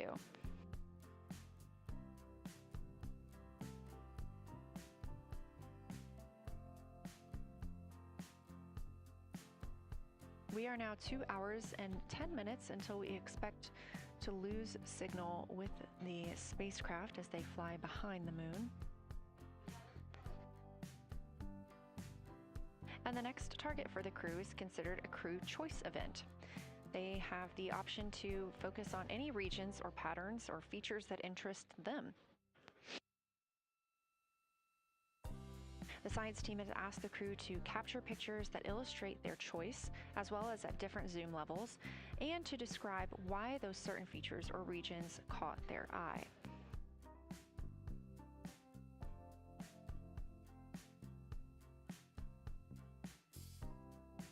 Those recordings are part of what are being saved on their PCDs, portable computing device that will be sent to the science team for analysis.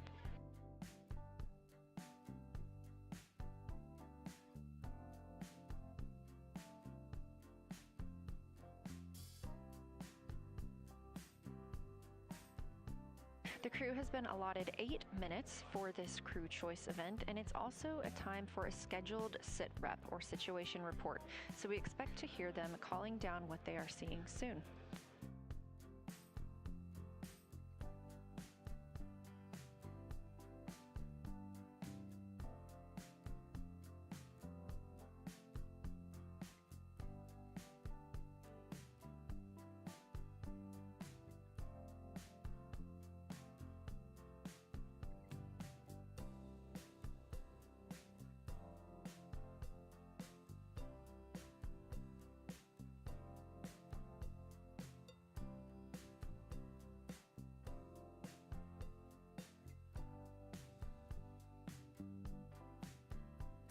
Something that the crew or that the science team has used to help prepare the crew is a cue card. These ask for a feature ID if they happen to know the type or name, and if it is a target. Of course, in this situation, when they have a crew choice, they do not need to, it may or may not be a target. They want to know the location and the observation style. They've also asked for the geometry of what's being captured, the size, shape, boundary, and preservation, as well as the color and shadow, so the color tone, the albedo, that reflection or brightness, and any shadows or illumination. Next, they're interested in structure and texture. That includes slopes, structures, and textures, of course, and geologic relations, like association to other features, any contact to those features, and of course, their thoughts, impressions, or interpretations. They are interested even in emotions and excitement that the crew may be having.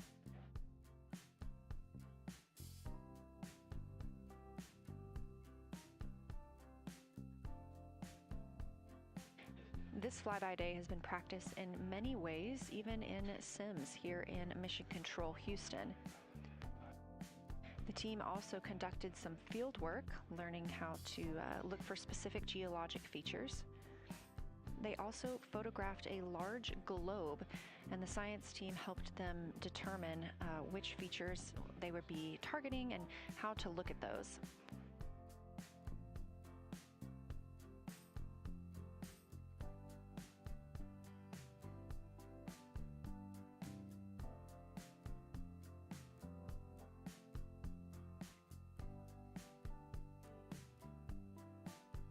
We have a few more minutes that the crew would be photographing their crew choice. Again, this is NASA astronauts Victor Glover and Christina Koch at the windows. They will then move on to another discussion portion. This is for the far side albedo, that reflectiveness, and color that they are seeing. We heard earlier about some browns seen on the moon, which is very interesting, especially here from Earth, where we are just seeing whites, grays, and maybe even black at some points.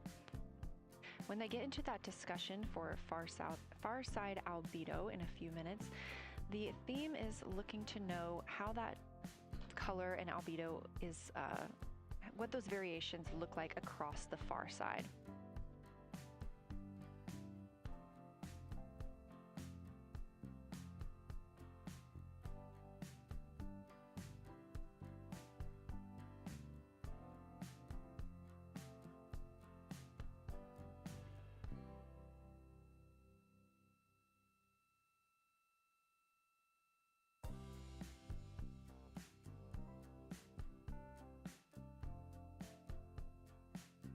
On the right side of your screen, the Science Evaluation Room, or SIR, where team members are looking real time at what the crew is seeing, and even earlier we're... Houston Integrity, you ready for science zero?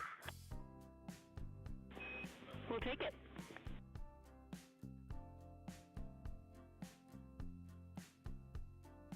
Okay, the crew has swapped positions. They're in their crew choice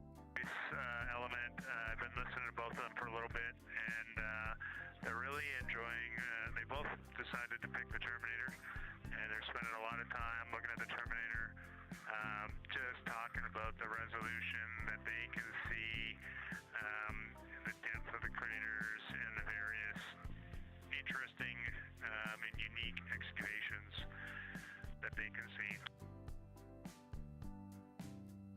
So Victor is on the long lens, and Christina is just looking out the window, and I'm sneaking a peek in T-shirt window. It looks like, I don't have the best angle here, but it looks like Aristarchus is on the limb of the moon now. It's amazing how quickly it changes as we speed around the far side of the moon, stuff that's leaving our field of view, and now we have a lot of the dark side of the moon that, it's missing for us right now, but it would be in view if it was lit at all. Jeremy, Science, thanks for that sit rep. Do have a question. A few times we've heard you and the other crew describe change during the course of your flyby. Would be interested in future descriptions of more verbosity about how it's changing. Thanks for the great sit rep.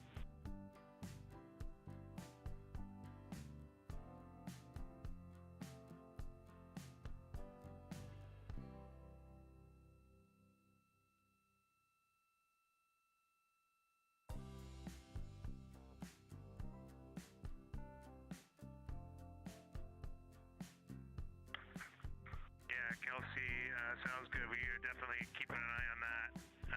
My eyes are just not readjusted. The moon is so bright when you come back to the window. I was just in the interior of the cabin. I've come back to T-shirt window, and it's just overwhelming brightness.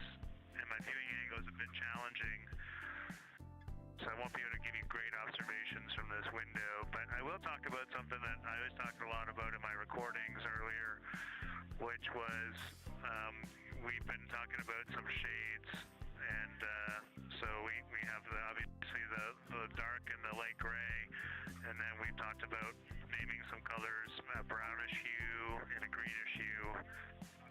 And I'll tell you, like right now, Aristarchus, the plateau is hard for me to see from this window, but that had greenish hues to me. It was very unique. I didn't see anything like that anywhere else on this side of the moon.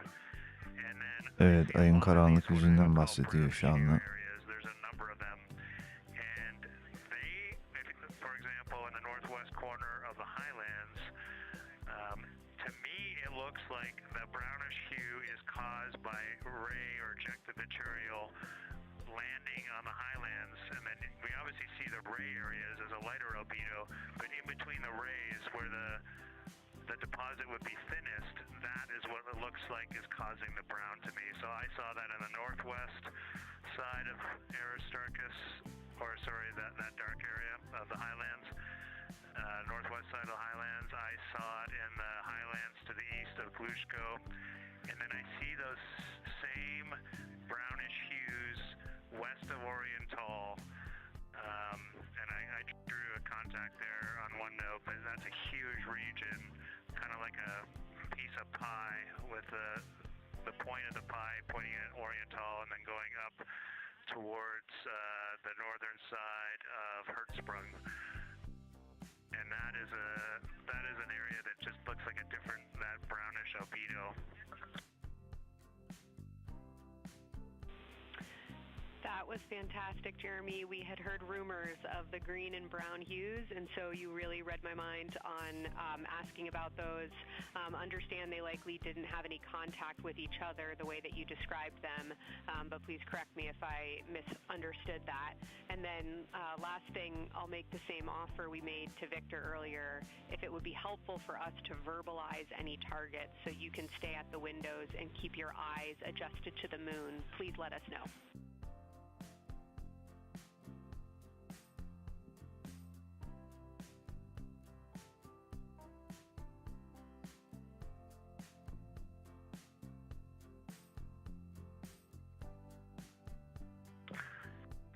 If you got something you want us to look at, Kelsey, you can send it on up.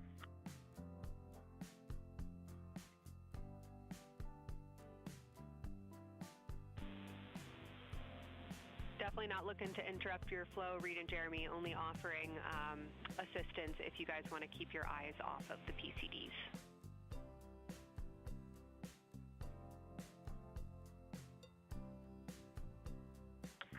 Oh, I see what you're saying, okay.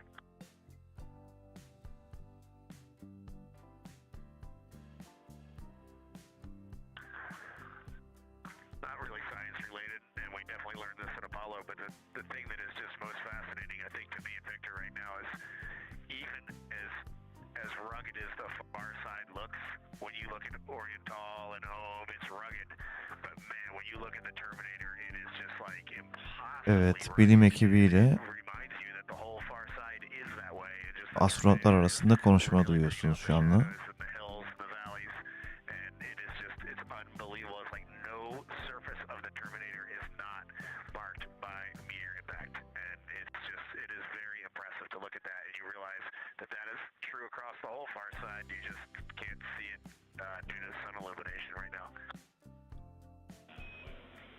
Reid, Houston copies, and we were commenting on the same thing. Even from our view, the Terminator looks absolutely alien because there's just so much texture in there that we're just not used to seeing. So thanks for sharing that with us.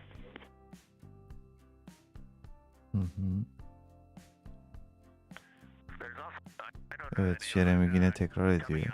Anlatıyor şu anda.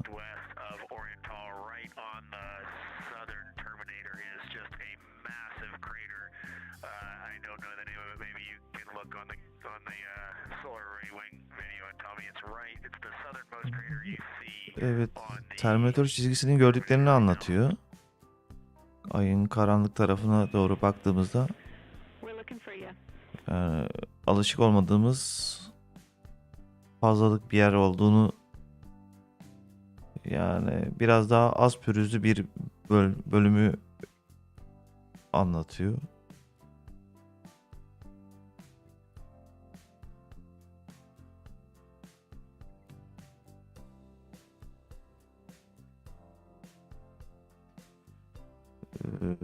Karanlık tarafın değişik bir yer olduğunu anlatmaya çalışıyor. Astronotlar hepsi de aynı teyidi vermeye başladılar.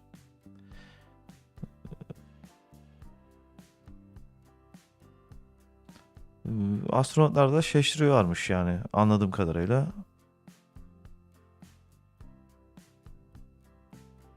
Yani astronotlar normalde ayı siyah beyaz görüyoruz diyor ama biz buradan gördüğümüzde kahve ile yeşilimsi bir tona yakın bir tonda görüyoruz aslında biz şu anda ekranlarda.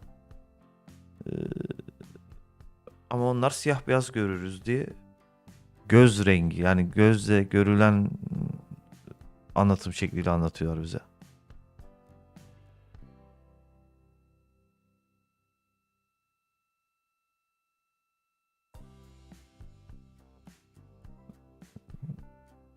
Ya 4 astronot da kendi hayranlıklarını farklı farklı anlatıyor ama hepsi de gerektiği kadar fazlasıyla hayran olmuşlar ki ayın karanlık tarafı daha çok ilgilerini çekmiş sanki. Evet.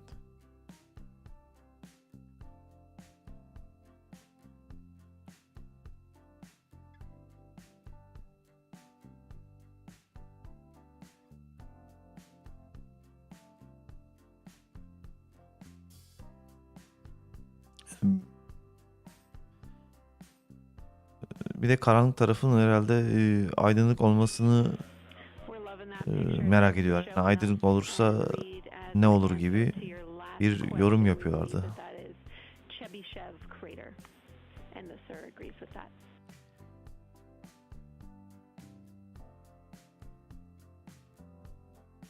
Tabii Artemis II bu gelişmeleri bize aktardığında bilim dünyasında belki yeni şeyler de keşfedilmiş olacak diye inanıyoruz. Evet, yeri belirlemişler şu anda. Görüntü kalitesinde bir değişiklik oluyor. Dikkat ederseniz görüntüde sanki pozlama ile ilgili bir kalite arttırımı oluyor. iPhone'un 8 çarpı X'te işte görüntü çekmişler. This is Artemis Mission Control in Houston, Texas. Mission elapsed time 4 days, NASA 22 ile hours, aynı 12 teknolojiyi minutes into the sanki flight of Orion. bütün dünya kullanıyor açısından bakarsak. This is Bence lunar dünya olarak flyby gelişiyoruz day zaten. for the crew aboard the spacecraft. Reid Wiseman, Victor Glover, Christina Koch, and Jeremy Hansen are Şu an now herhalde the bir farthest özetleme people yapıyor. to have ever traveled from Earth. Sanırsam. 4 saat 22 dakika gibi bir şey söyledi. Geçmiş herhalde. This a live view from inside the spacecraft. They have turned off the lights so they're able to see outside and photograph the moon better with no reflections from inside. And for a Bu very brief ayın moment etrafından there, geçiş you can olarak see en that. yoğun For those günündeyiz diyor. iPhone views, it's helpful to see what you're seeing. Rekor kırıyoruz diyor. Bunu anlayamadım. Ekranda bir şey gözüktü. Ha, kabinin içiymiş. Karanlıkta pek gözükmüyor ama anlaşıldığı kadarıyla.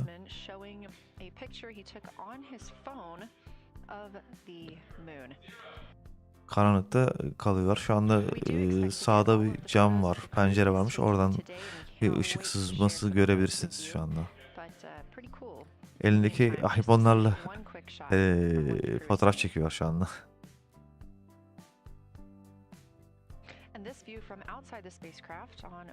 Reid çekmiş şu anda kendi telefonuyla. Fotoğraf çekiyor. Bu fotoğraflar büyük ihtimal arşivlenecektir yani.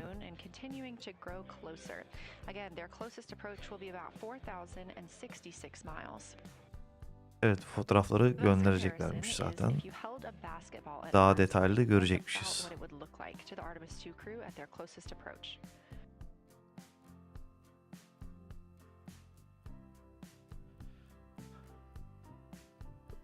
Yani yaklaşık 9000 kilometre falan bir aydan uzaklıktalar şu anda.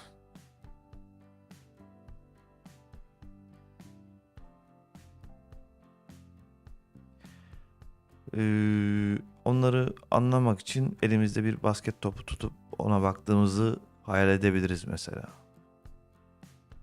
Mesela yani.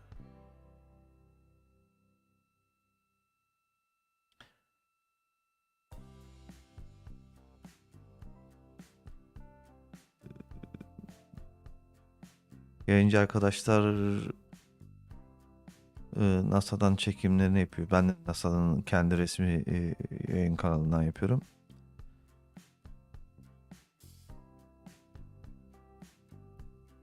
Görüyorsunuz 24 saat kesintisiz bir akış var ve herkes çalışıyor.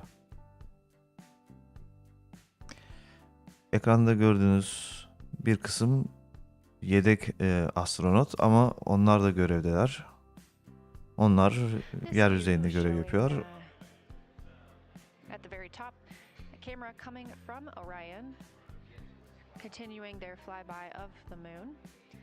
We have 3 more flyby observation blocks after the completion of this one. Apollo 8 ile Artemis II arasında fark var demiştik ya. Bu Apollo 8 aslında motorları aynıydı ve şu an başka bir konuya yöneldi.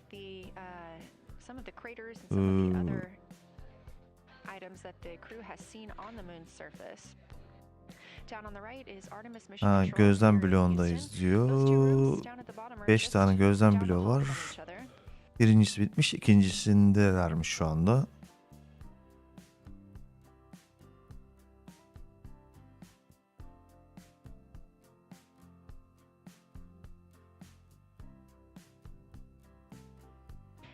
Just a few minutes away from the next cabin and window team swap. That means Victor and Christina, who have been at the windows, will fly to the cabin, the background essentially, and be their support crew for Reid and Jeremy. Reid and Jeremy will move back up to the windows.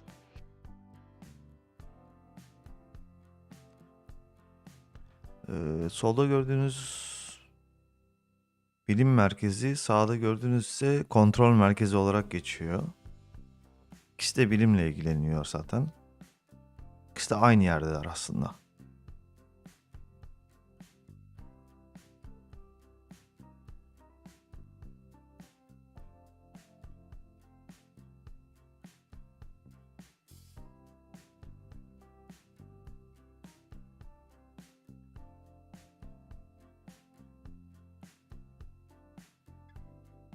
Evet.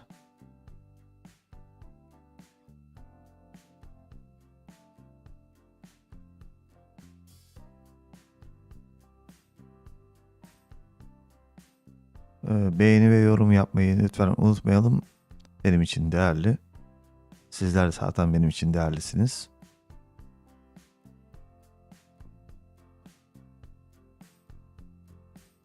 Bu yayını yapmamın sebebi de bilime olan ilgimden dolayı. Normalde oyun yayını yapıyorum. Asıl kanalım sanat üzerine aslında, ama bu yayında bilimsel gelişmeler üzerine devam ediyoruz. Science team is looking to get a good understanding of what the crew can see on the far side at this point, and its brightness as well as any colors. We did hear earlier Canadian Space Agency astronaut Jeremy Hansen reporting that they could even see browns and even greens on the moon. I'm really looking forward to seeing those photos. And in just a couple of minutes, the teams will swap from the cabin to the window.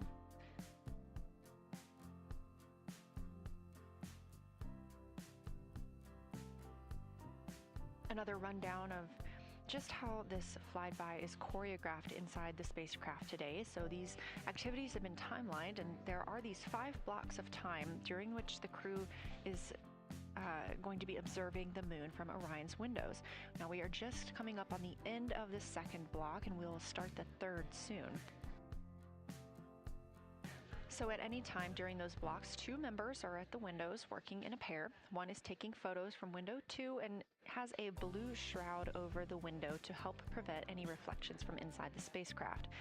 They are also using an 80 to 400 millimeter zoom lens, and the other astronaut on the window team will be in window 3 using their portable computing device to make annotations.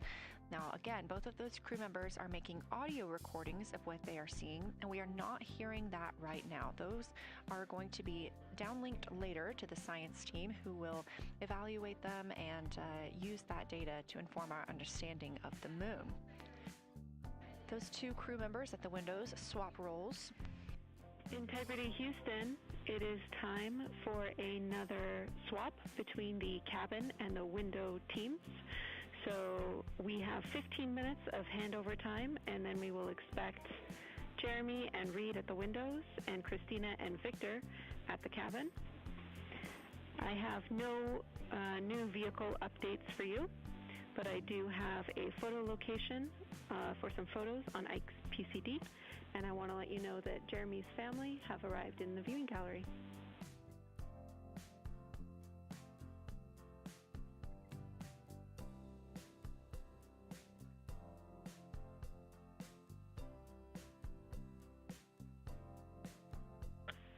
Okay, Jenny, we copied most of that. The only thing we're missing is what you meant about the photo location on Victor's PCD. And hello to my family. I think that must be Catherine and Devin that are there. And I'm glad they made it into the viewing room. And we copy. It's time for crew swap. The A team's coming out of the windows and the B team's going in. Okay, copy. All I meant to pass for Victor's PCD is that there are some late load photos that were requested that are now in his favorite photos folder. And you're exactly right. We have Catherine and Devin here. They give you a big wave, and they're super excited and happy to see part of what you're seeing.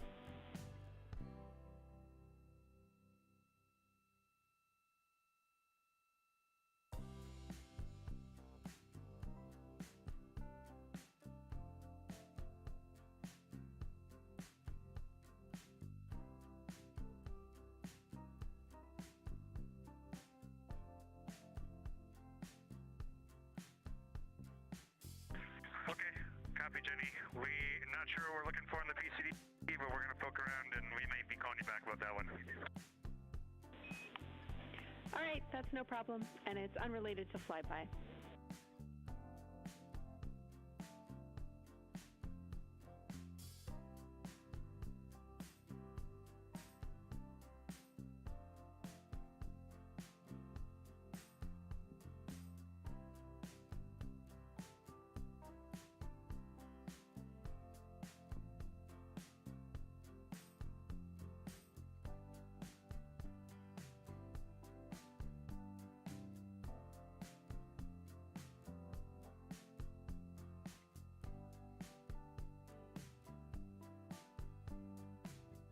This is Artemis Mission Control here at Johnson Space Center in Houston, Texas. And as you just heard, Capcom, or Capsule Communicator Jenny Gibbons, Canadian Space Agency astronaut and Artemis II crew backup, relaying to the teams in Orion that it is time for a swap from the cabin to the window teams.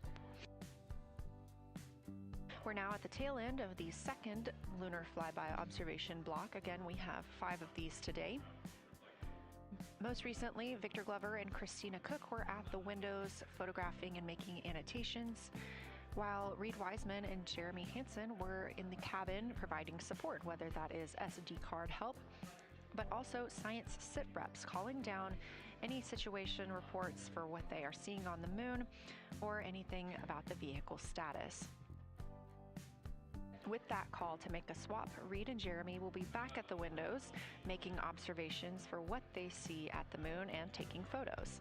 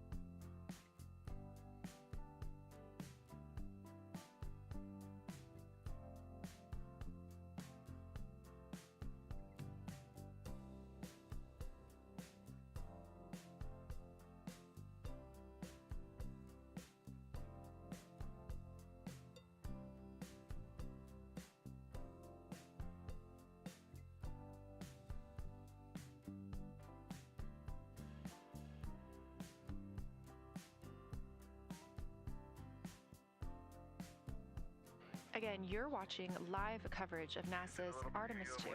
But something that's truly awesome up here is we now have the moon and the Earth in window 3 simultaneously, and the moon is a gibbous, and the Earth is a crescent.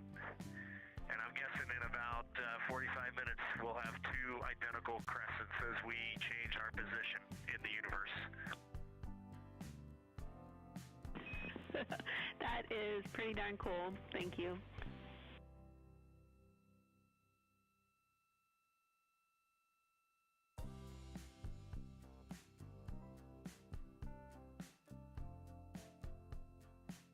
That's the Artemis II crew, the first astronauts to fly by the moon in more than 50 years, reporting that when they look out of window 3, one window, they're able to see both the Earth and the moon at the same time now. Now, obviously, our view is from a camera on the solar array wing pointed at the moon, and we hope to see that view of both the Earth and the moon soon.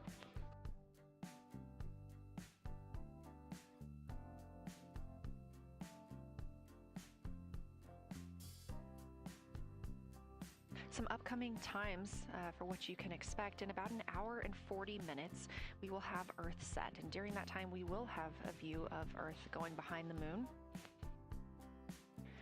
Shortly after, just a few minutes later, we will lose signal with the Orion spacecraft. This is tracked as it is going behind the moon and out of reach of the Deep Space Network.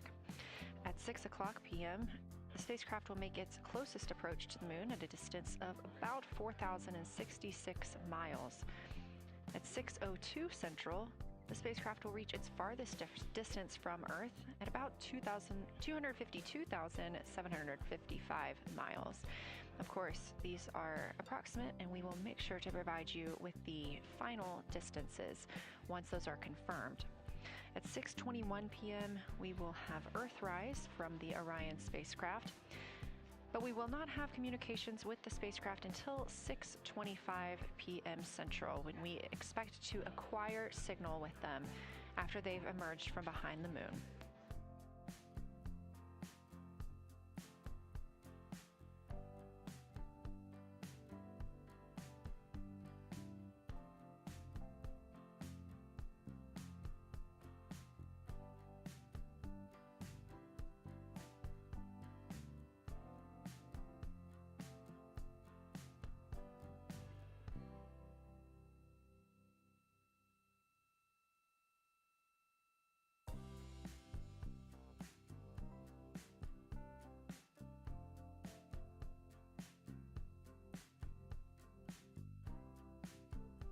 Again, you're watching live coverage of NASA's lunar flyby for the Artemis II mission, first crew to fly beyond the moon in over 50 years. The astronauts inside the spacecraft are switching positions, 2 at the windows and 2 serving in support roles, before they start their third timelined flyby observation for today.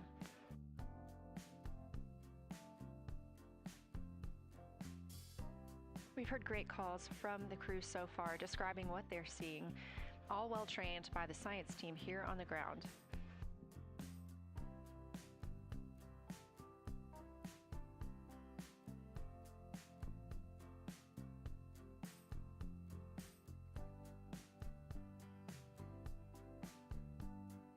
Another major milestone for the crew today will be to experience a solar eclipse from their capsule.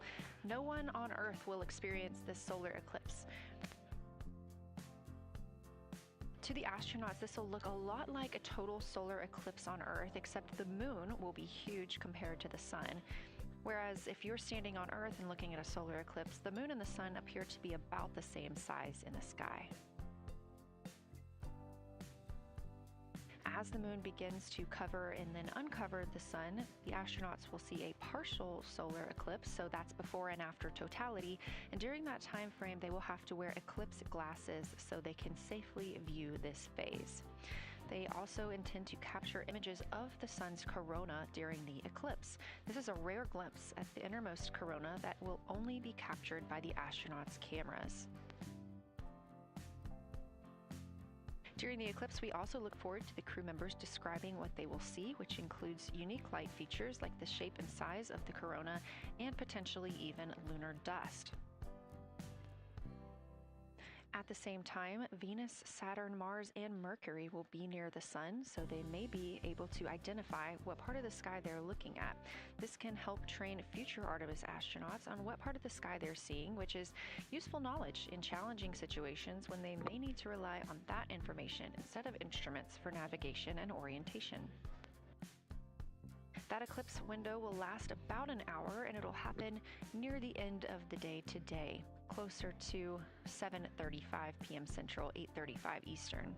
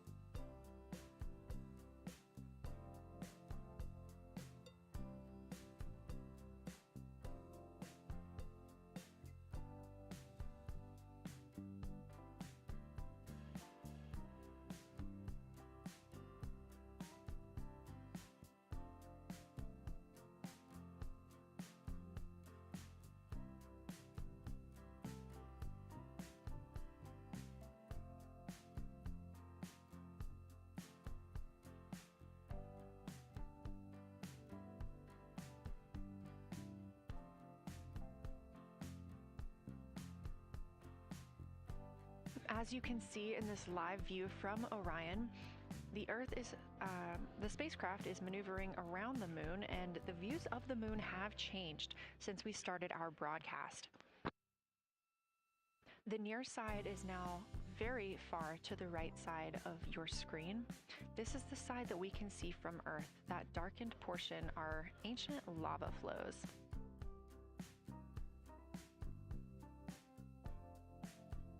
The crater down towards the bottom of the moon is Oriental, and this is a crater that was previously never seen before by human eyes until this mission.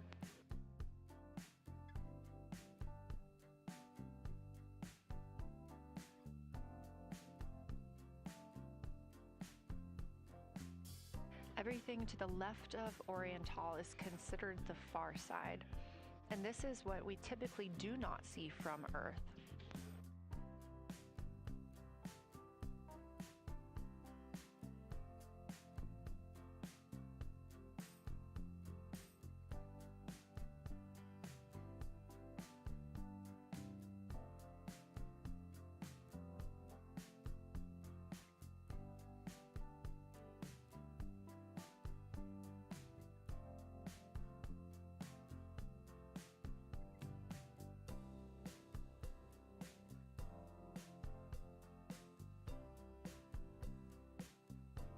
Just a reminder about this view. This is coming from a GoPro camera mounted on the tip of one of Orion's 4 solar arrays.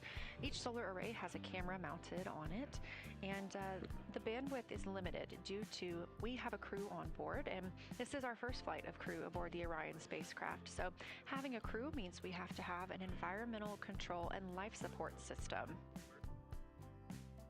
There's a lot of data around, a lot of data to bring down for the crew members to keep us up to date on everything happening aboard the spacecraft. So we have to share our bandwidth when it comes to imagery and data.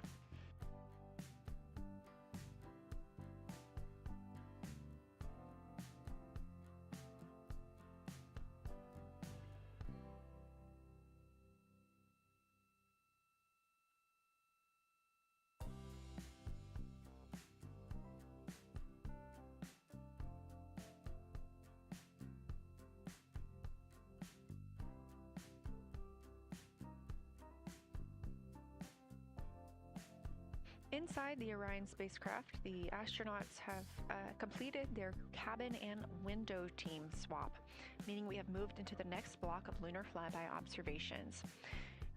Jeremy Hansen and Reid Wiseman are now back at the windows, taking photos and making annotations.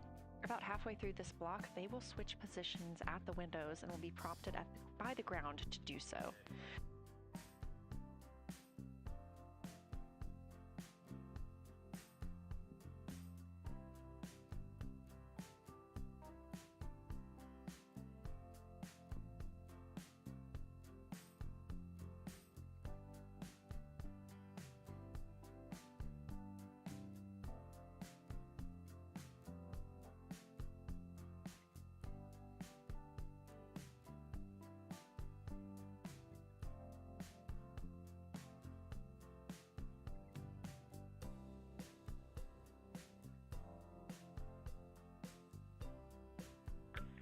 Houston integrity for SITREP. First of all, I'll just talk about the experience that I had during Victor and my observation time. It was an incredible experience. We definitely noted how much more you can see with the zoom lens. Even though we have a great visible eye image, there's just a lot of texture that just pops right out at you when you can zoom in. So almost just using it like a telescope, the camera lens. We really enjoyed our discussion time. That was a great innovation on the lunar targeting plan. We were both able to describe a lot more kind of with flow, I would say, when we were talking to each other. And it was also, we sort of were able to bounce ideas off of each other and come to new conclusions. We had, I think, a very successful talking through of some contacts between different color areas, both in the mare and in the highlands, and we identified some really unique texture areas as well. At one point, towards the end of the images of my time in window 3, I just had an overwhelming sense of the moon. It lasted just a second or two, and I actually couldn't even make it happen again. But something just drew me in suddenly to the lunar landscape, and it became real. And the truth is, the moon really is its own body in the universe. It's not just a poster in the sky that goes by. It is a real place. And when we have that perspective and we compare it to our home of the Earth, it just reminds us how much we have in common. Everything we need, the Earth provides, and that in and of itself is somewhat of a miracle, and one that you can't truly know until you've had the perspective of the other. I'll switch into some logistics stuff. The Peltors, both their batteries stopped providing the active listening, but we have verified they're still recording, and so we are able to have discussion time and hear outside our recordings by just moving the ear cup off of the ear. Other than that, everything's working well technically, and we've been able to find all our targets, and we're having a really great time. Thanks, Christina. We copy those logistics for the Peltors, and also thanks for bringing us into the cabin with you with that description.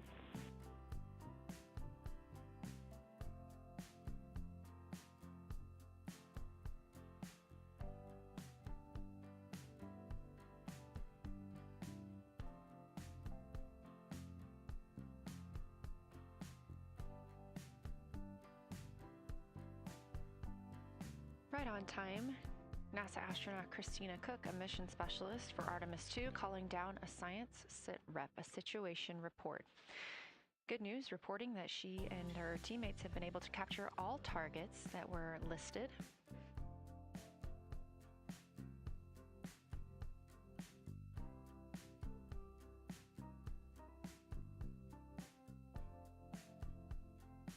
Christina also gave a vibrant description of just how it feels to be there and to see the moon up close and not just something passing in our night sky. Currently, the team members at the window are Reid Wiseman and Jeremy Hansen. Meanwhile, Integrity cabin team for window shroud.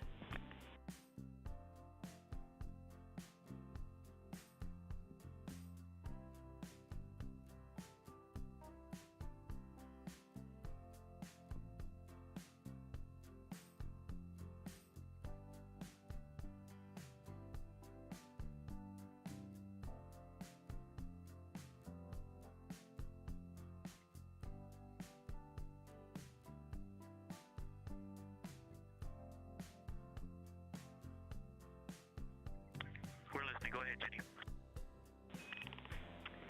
Hey, Victor, we have a temperature constraint on the windows, and the shroud might be getting us close, so we just want to check on the state of window 4's shroud, whether you believe it's still necessary because maybe things have changed with our viewing, and if so, we would like to request to have the shroud removed.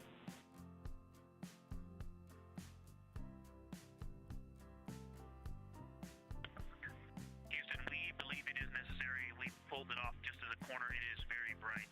It definitely would affect our night vision and maybe comfort.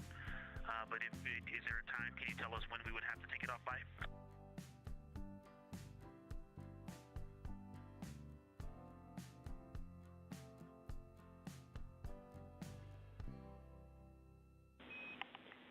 Unfortunately, since it's been on for a while, we are going to have to request that the shroud is removed, and we can recommend something that could block the light but just create a bit of distance between the window and whatever is covering it. Something like a t-shirt would do the trick and help.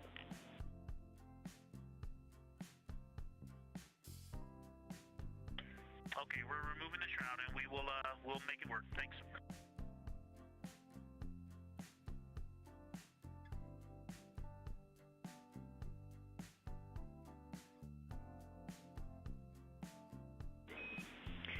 Thank Thank you, Victor. We know it's pretty bright in there now with that window uncovered. We will also offer that airflow on the window would be helpful. So if you want, you can also retrieve the condensation hose, which should be friction fit onto one of the diffusers. And that on the window would also help.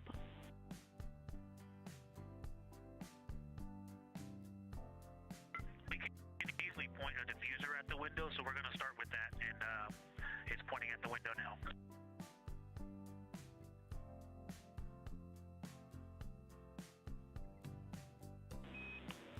Okay, we'll take that, Victor. Thank you.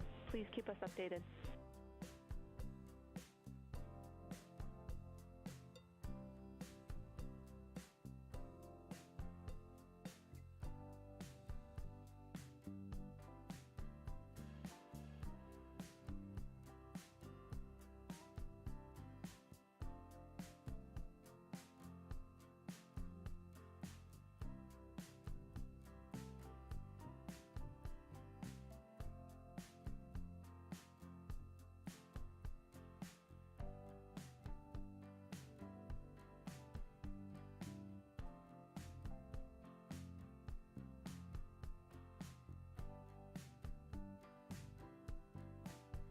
That call from Capcom Jenny Gibbons, CSA astronaut and Artemis II crew backup to the crew aboard Orion, letting them know that they will need to remove the window shroud they had placed on window 4. They initially placed that shroud there to block out some of the light from the Earth. It was extremely bright coming in the cabin and interfering with some of their viewing opportunities out at the moon.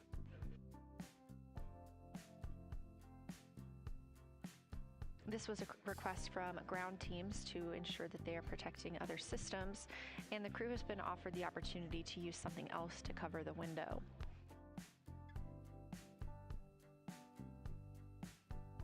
Meanwhile, Reid Wiseman and Jeremy Hansen continue with their lunar flyby observations. They have just looked at Glushko crater. That's about when we heard that call down from Christina Koch with that description of everything she had been seeing during her observation period and what she was seeing at that time. The science team asked this crew to take centered images of the entire crater and their ray system in one frame. They're also interested in knowing the brightness, texture, and extent of Glushko's rays and how they differ in the mare, or that sea area, versus the highlands. Glushko is considered a young lunar crater, and these observations can help understand material properties of those craters.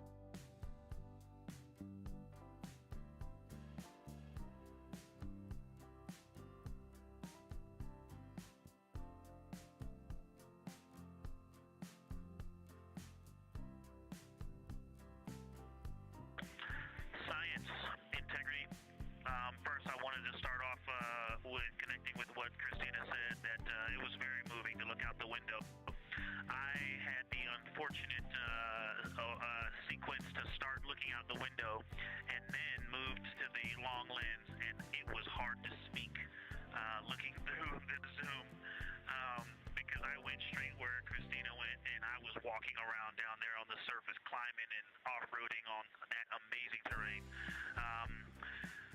I also want to underscore something that she said as we continue to explore. When we actually do go down there to the surface, I know for safety reasons that we would never send someone alone, but I just want to really emphasize how important the discussion time was. When we started to talk, we not only got better science discussion, we got better human connection, and so doing this as a pair, we just learn and grow together, and that's just super important, so thank you for adding that to this plan.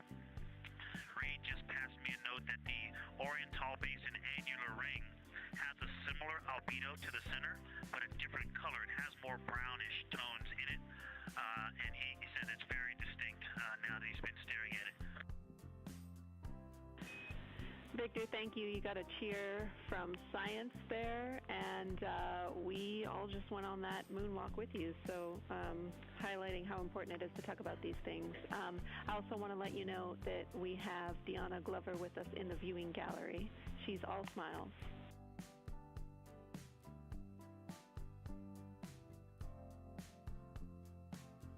Well, you just got a bunch of cheers up here. Hey, babe. I love you from the moon. We love that we got a hey babe too, and we also have one of your lovely daughters here watching you guys work.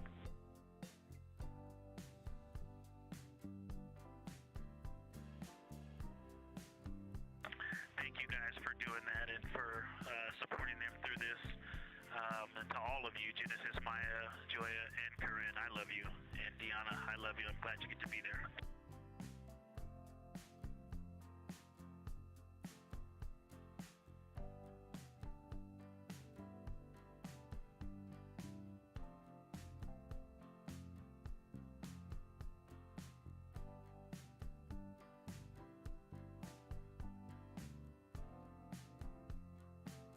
We've had some really sweet words from the crew members aboard Orion today, as their families have been able to filter in and out of the viewing room here at Artemis Mission Control at Johnson Space Center in Houston. Victor Glover also giving a great science sit rep and just a description of how it must feel if you were down on the lunar surface while he was looking through that 80 to 400 millimeter zoom lens.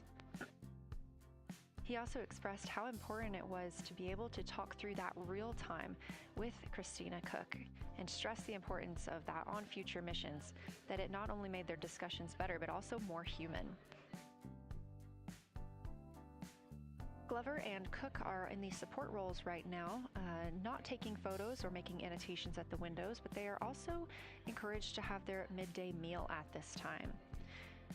For lunch today, those two crew members have options of beef ravioli, salmon, butternut squash, sweet and savory kale, pickled beets, cherry blueberry cobbler, tuna noodle casserole, tomatoes and artichokes, broccoli, and chocolate peanut butter bar.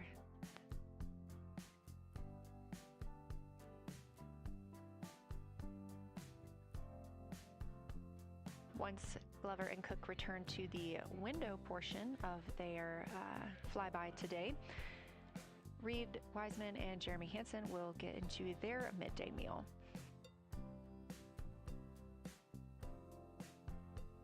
Again, this is the third of 5 scheduled blocks for our lunar viewing today, and if you were watching at the start of the broadcast, you can definitely tell the difference in the distance from the moon. We are now 5,518 miles away from the lunar surface, and again, expecting the crew to get about 4,066 miles away. They are currently 252,050 miles away from Earth, and every mile is a new record, having surpassed the Apollo 13 milestone for furthest distance earlier today.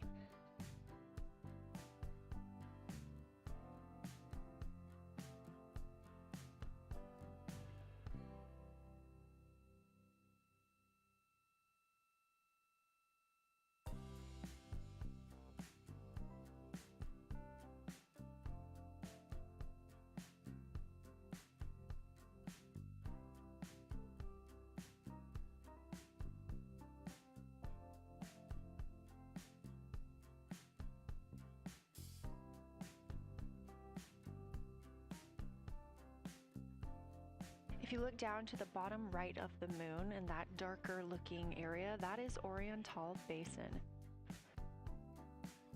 We have continued to lose views of the near side. It is just barely visible over towards the bottom right side of your screen.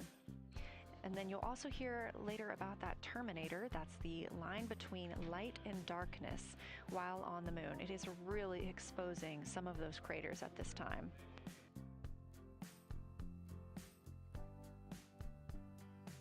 A couple of the other features in view right now are Hertzsprung Basin and Vavilov Crater.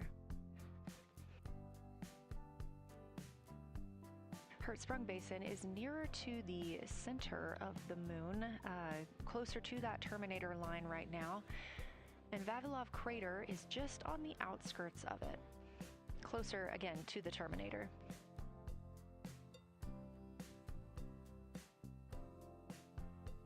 Towards the bottom of the moon and to the left of the terminator line, or currently shadowed in darkness, is Apollo Basin.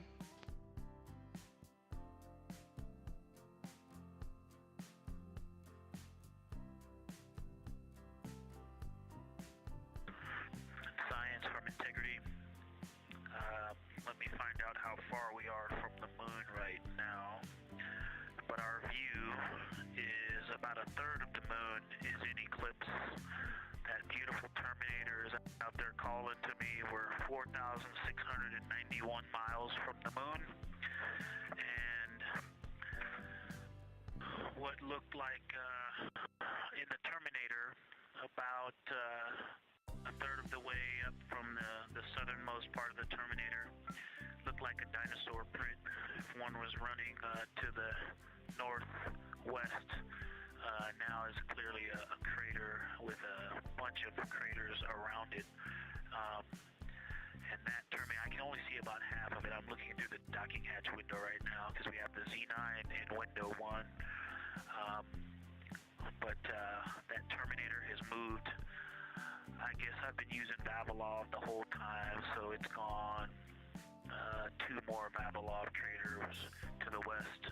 And so a few more features are starting to peek out into the sunlight there with that low sun angle, and so you still have ridges and valleys showing up very clearly, a very jagged Terminator, and a few islands of light out there with some high elevation shining in the sunlight in that darkness.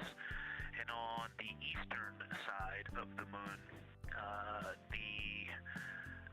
Grimaldi appears to be one of the farthest east features, and that is maybe 5 degrees from being right on the limb and going off over the horizon.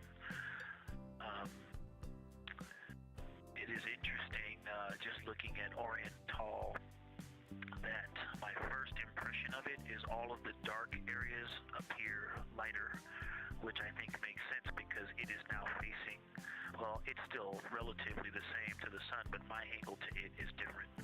So I'm looking at it from a little more, even further to the side as we pass it. But all the darker features appear to be just a little bit lighter from this vantage point. The darker ring structure in the outer and inner ring, and the interior, as well as the annular ring portion, everything seems to be just a smidge lighter at this point. Thanks for that description, Ike. Any additional words you can provide on Oriental would be wonderful, as that is such a high priority target for us. And while I have you, as we get closer to target 15, which is the Terminator target, if you can find Zeeman Crater again that you were looking at earlier, everything to your left of Zeeman would be getting into the South Pole Aiken area to help you orient yourself.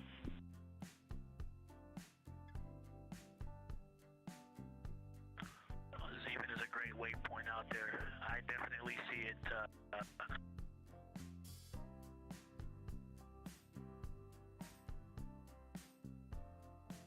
Yeah, Zeeman is very easy to find, and that is awesome. Thank you for pointing that out. Feel free to do that as often as you think of things. Let's see, looking back at Oriental. Okay, another thing, after looking through the zoom camera, man, you guys are smart. You probably did this on purpose, but after looking with my plain eyes and then going to the 400 millimeter zoom, now looking at it, I see the cliff face as if you were standing in the center. That inner and outer ring have definitely some real terrain to them, and now I can see that as terrain. Now that I look at it even with my naked eye, I can tell that there's a lot of elevation and that, like I said, a cliff face on that eastern edge where all the darker deposits are. And it's just the scale now.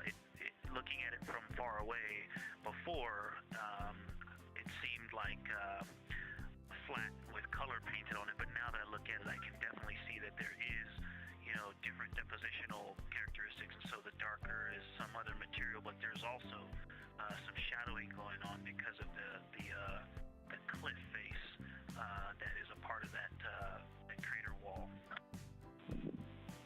Great description, Victor. Thanks. And really interesting to hear now the distinction between shadow and color. Before I let you go back to other observations, you mentioned that Reid saw a browner hue to the annular ring than the rest of Oriental. Are you seeing that from your vantage point?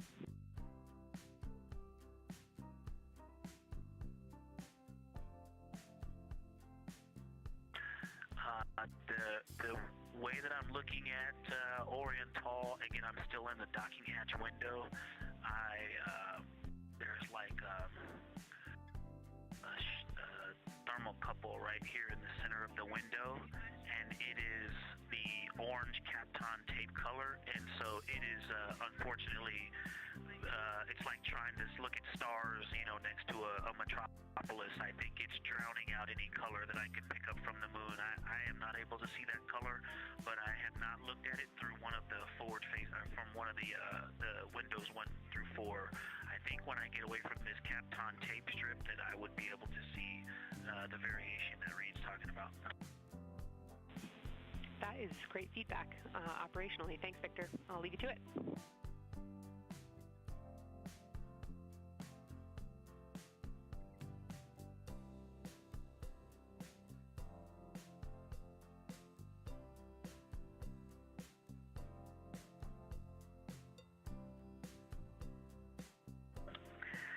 Science integrity with a question from the window team.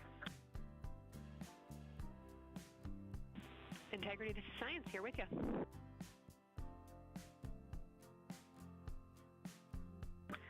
Yes, they have a question to help inform a theory that they're sort of tossing back and forth. What is older, the Mare seas of the near side or Oriental?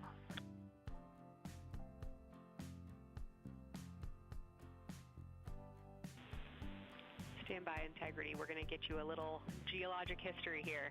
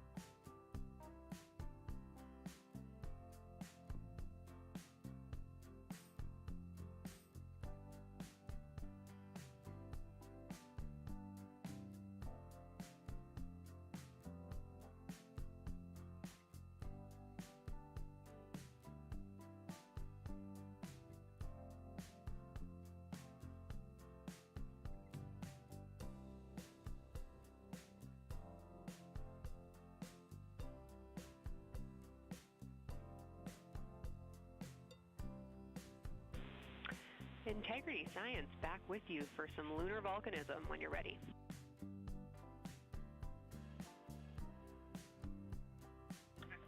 Go ahead. You're making our day down here getting to talk about lunar volcanoes. Oriental, as far as Mare go, is younger than almost all of the Mare on the near side. The exception are features like Aristarchus, which really pop out to you guys and really pop out to us here on Earth. That is younger, but other than that, Oriental is pretty young as far as Mare go.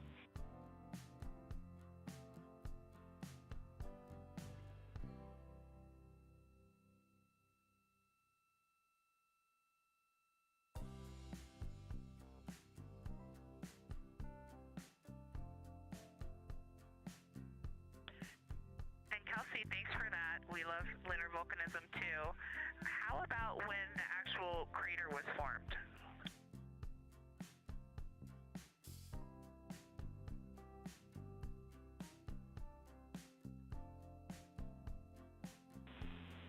Yeah, we're going to get you an age for Oriental, and while we're getting that, Christina, can you, maybe you've heard the window team talk about the sort of contacts around Oriental, but because that material is so much younger, if anything pops out to you about physical relationship between that and surrounding terrain, we'd love to hear it.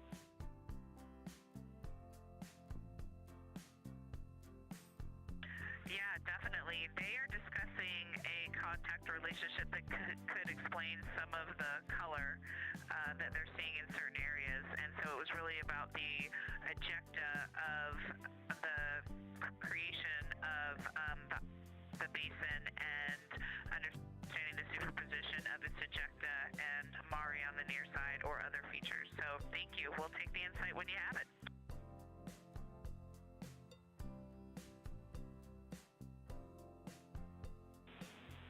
Thank you, Integrity. And I know Jenny wants to get to you with some topics, so I'll leave you with Oriental is 3.8 billion years old.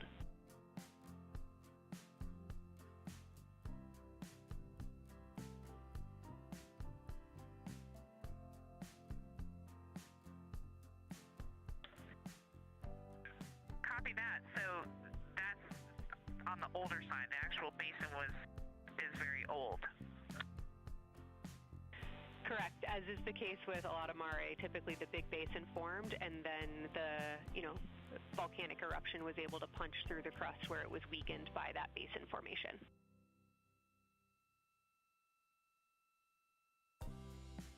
Perfect. Tracking. Thank you.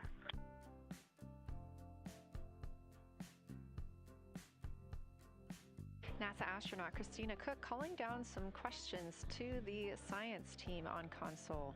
The voice you're hearing with those answers is Dr. Kelsey Young.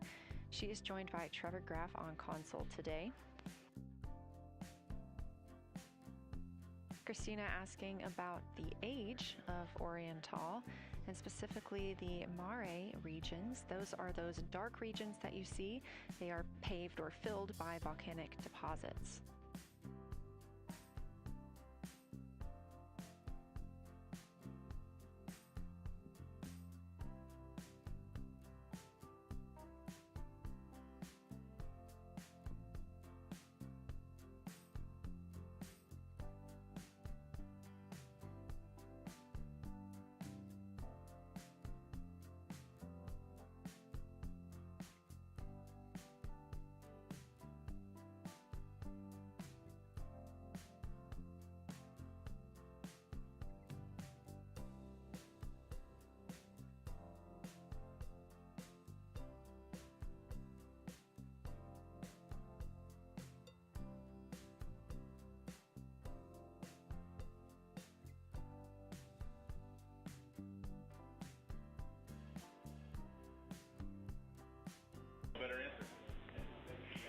Integrity, it's about time for a position swap at the window.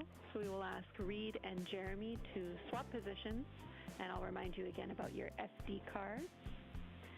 And Victor or Christina, I have one window task for the cabin team when you're ready.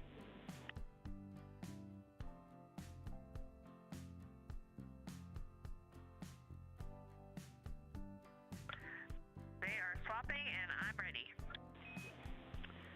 All right, Tina, we found a way that we can reinstall the shroud on the window. We understand it's pretty darn bright compared to everything that you're looking at. So in order to reinstall it, we will ask that you retrieve the condensation hose and you install it on a friction fit on the cabin air outlet port. That's right by one of your diffusers. You're going to point that little condensation hose such that the air is flowing over the window pane. Let me know when you're ready for the stowage location.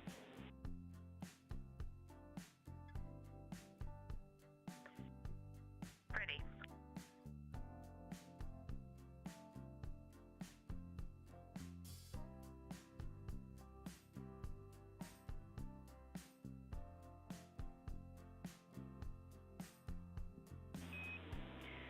Christina, the hose is in locker A1.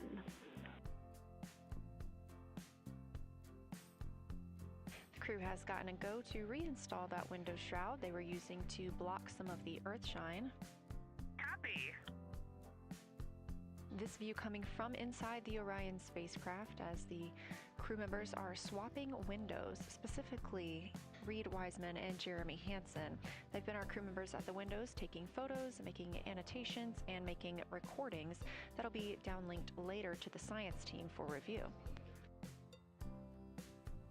The science team will have a conference tomorrow morning with the crew to get any fresh perspectives or things that they learned during the flyby.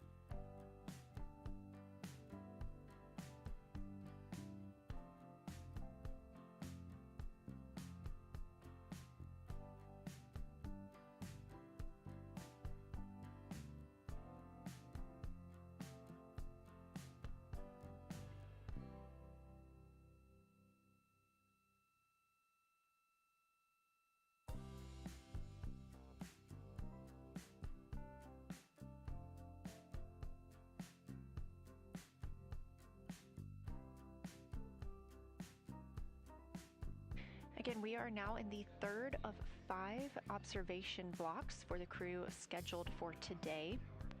During this flyby, Orion is passing around between 4,000 and 6,000 miles from the moon and providing the crew with a full view of the lunar surface. It's a higher vantage point and much farther than Apollo's lunar orbits on average. So from this view, astronauts can observe both the North and South Pole and large-scale geologic features in one single view.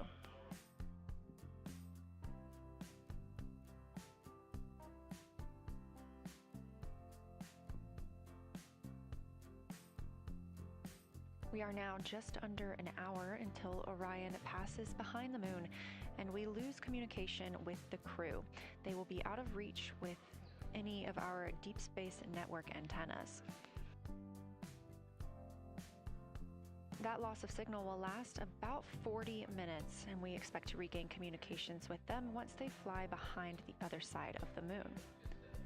While they are behind the moon, they will also reach their max Earth altitude as well as their closest approach to the lunar surface.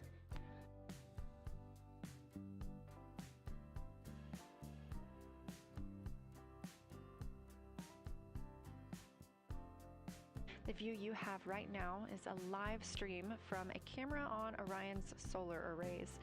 You are looking at a live view of the moon, and 4 people are inside that spacecraft taking pictures of it, telling us everything that they are seeing. The first humans to do so in over 50 years. They'll be sending those pictures down for all of us to enjoy, and of course, especially the science team, who are very excited for what they are learning today.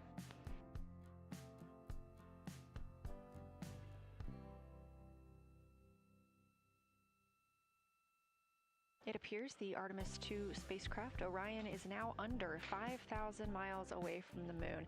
Again, we expect their closest distance to the moon be about 4,066 miles.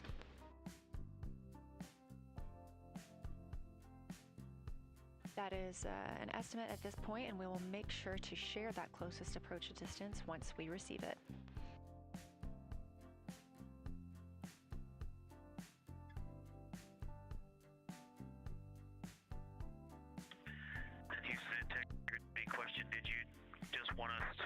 Cool the window with the condensation hose, or did you want us to put the shroud back on and cool the window at the same time?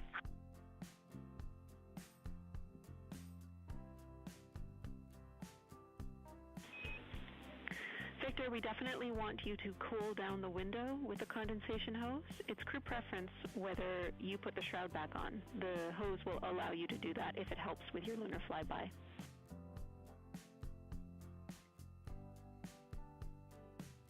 Okay, copy. We're going to do both at the same time. Thank you. Houston copies.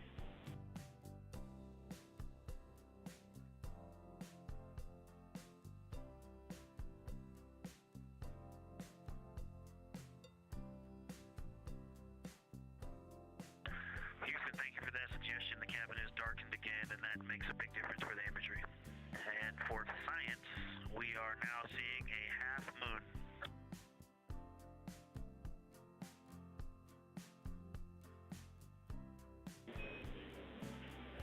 you, Victor. We're happy to hear it, and we see half moon, full moon joy still.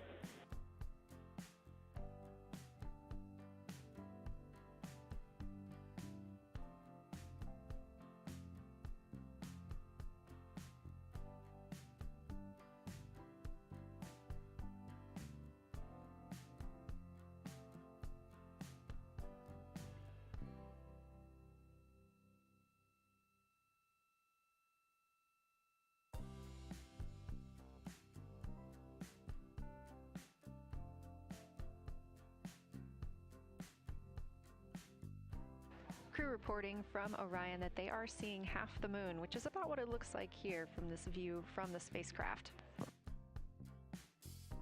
However, what has become a little bit of a catchphrase for this mission, everyone is reporting full moon joy.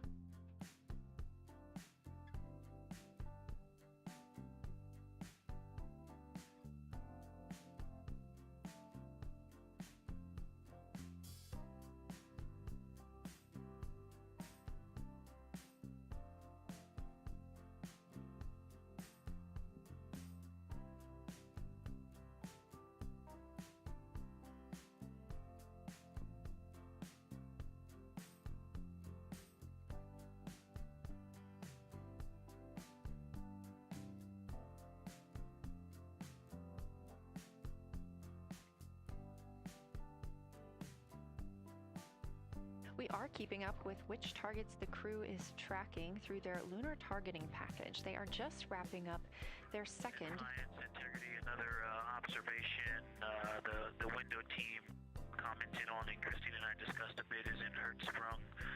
The solid and intact crater is very smooth. If it were a dirt road, it's very hard packed, and then you go outside of it, and that outer crater, that's the one that is older. It is a little rougher and more jagged, and starts to get into more loose-looking terrain.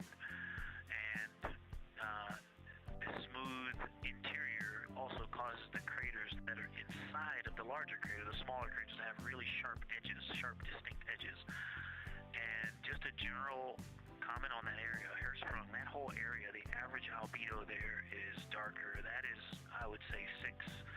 And the average albedo around Oriental and between Oriental and Ohm, excluding the wedge, the darker wedge, is more on the 6-7. And that they also seem to be different texturally. Christina described it earlier around Hertzsprung, and then from Hertzsprung toward Oriental, there appears to be a frozen, a rippling pond, but frozen, or like choppy waves when it's windy out, choppy water, and then it freezes instantly. That's the texture. If you walk down there barefoot, it looks like it would be hard on your feet, like lava. After it's cooled, it would be pokey.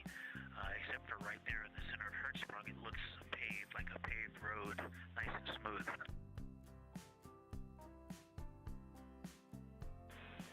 Victor, that's a wonderful description. Going from a paved road to lava reminds us of the Icelandic highlands. Thanks for that.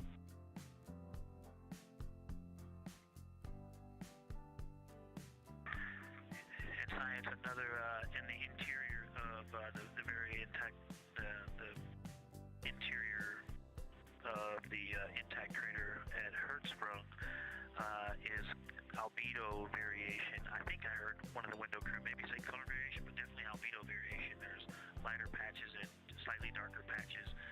It's not swirling, it's just patchy. It just has spots that are lighter, and I would say a predominantly darker average area.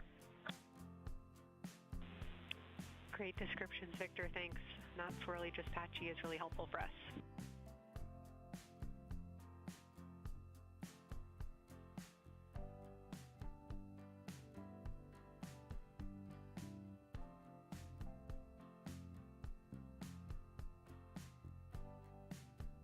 Really great descriptions coming from Science, the window team is hitting all the targets. They are on plan and starting the discussion of the Terminator. And boy, I'm loving the Terminator. I think I know it's not purely a moon feature, but what it does to the features of the moon, to the terrain. I've probably spent the most time describing into my recordings and thinking about and looking at the Terminator. There's just so much magic in the Terminator. The islands of light, the valleys, what look like black holes. You'd fall straight to the center of the moon if you stepped in some of those. It's just so visually captivating that the Terminator is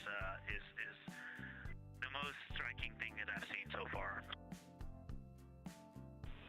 We've been loving your evocative descriptions, Victor. You really are bringing us along with you, and we're following along with visualizations that pale in comparison to your descriptions. Thanks.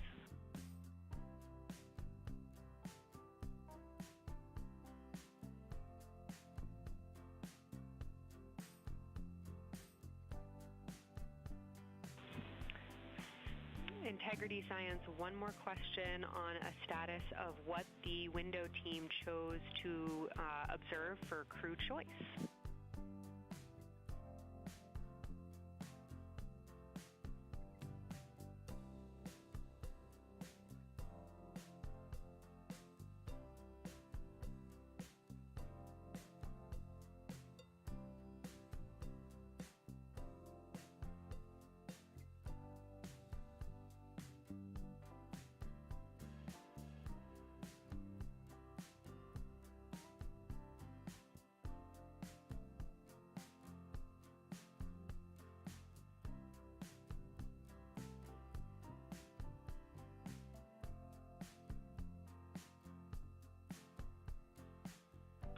Window 2 talked about Vavilov, looked for suspended dust, and the Terminator. And window 3 about the experience and about the three-dimensionality of the moon this close. Wonderful. And another observation about Oriental, I would say, is the features going off to the southwest, the two large, almost look like scratches in the surface.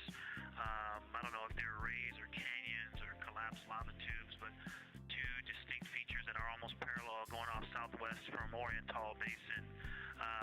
They are the first things that made me notice parallax of our trajectory looking out at Oriental. That and in the inner walls of the east side of the crater rings, you really get a sense that we're flying over something with elevation and terrain, and they look different from this orientation. Love to hear it, Victor. And you had it that those chains are actually crater rays, secondary craters formed from the formation of Oriental.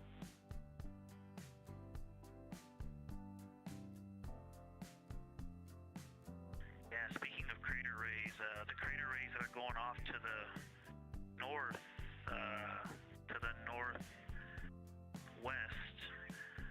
that run off toward Hertzsprung and I believe toward Vavilov. I'm not looking at it right now, but those crater rays are very interesting. They're all very small. I know you've imaged this, but they're all small and they look like, a big impact launched rocks and things that made smaller impacts down the way. But something very interesting, and again, you can see this in imagery, but some of them are parallel, and then some of them converge toward the center of Oriental. And then I think I even saw some that maybe diverge, not diverge, but that are convergent, which indicate multiple large impacts that created a lot of secondary impact crater rays. Fantastic, Victor. And I'll note that we can infer that you're looking down at your freshly named Integrity crater, which is near the end of one of those beautiful crater rays from Oriental. Thanks for the description.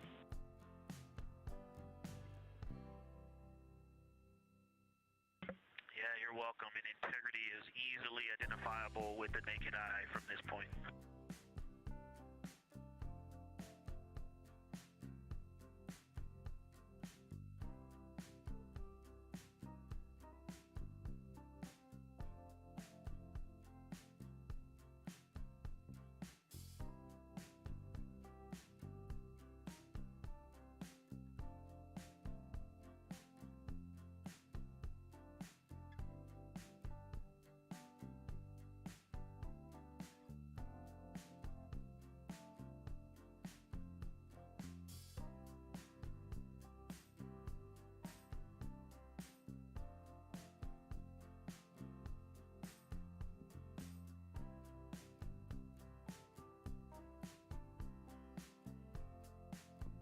been hearing some great situation reports from Victor Glover, the pilot of the Artemis II mission, calling down to the science team, letting them know what he is seeing. And one of those things is Hertzsprung Basin.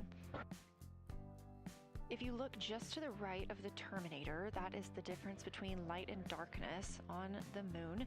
You can see what he's describing when he says Hertzsprung Basin and how it looks a little bit paved in the middle there. It's almost in the very center of the moon in this view, coming from the Orion spacecraft and a camera mounted on its solar array.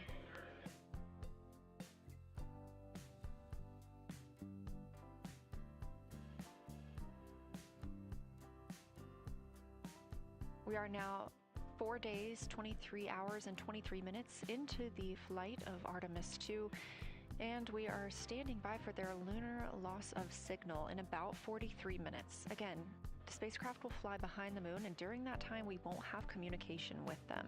They will be out of reach of our deep space network. However, we will regain communication with them approximately 40 minutes later when they come around the other side of the moon.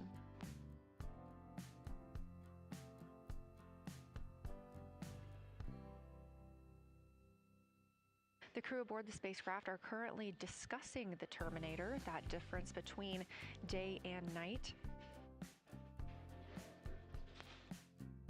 The science team is interested in learning about the topography and the color of the lunar surface, and it's already been very interesting to hear that they have seen colors like greens and browns while looking at the moon. Some of the questions that they are hoping the crew will discuss are how do the quantities and sizes of craters and mountains vary along the Terminator, and they are looking for the crew to describe the topography of features along or near the Terminator. They're also looking for more information on any color or tone variations, and they're hoping that the crew will take images to illustrate their findings. Glover reported earlier that the crew has missed none of their targets when they are photographing at the window. We aren't hearing the conversations that the crew is having right now, but these are being recorded to their personal computer devices, PCDs, and those will be sent down to the science team. The science team will have a conference with the crew tomorrow morning to discuss their findings and experience when looking at the moon today.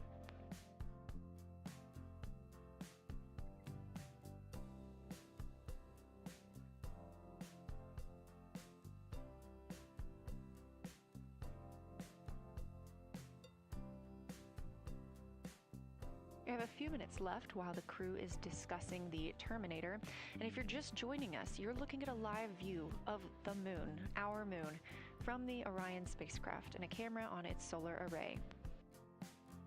Inside that spacecraft, 4 astronauts, Reid Wiseman, Victor Glover, Christina Koch, and Jeremy Hansen, the first 4 people to fly around the moon in over 50 years.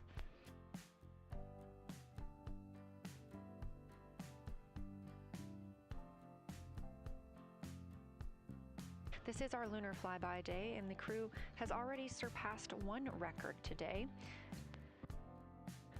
The crew passed the Apollo 13 distance record at 12:57 p.m. Central, 1:57 p.m. Eastern. Canadian Space Agency astronaut Jeremy Hansen calling down that he hopes it's a record soon broken by other explorers.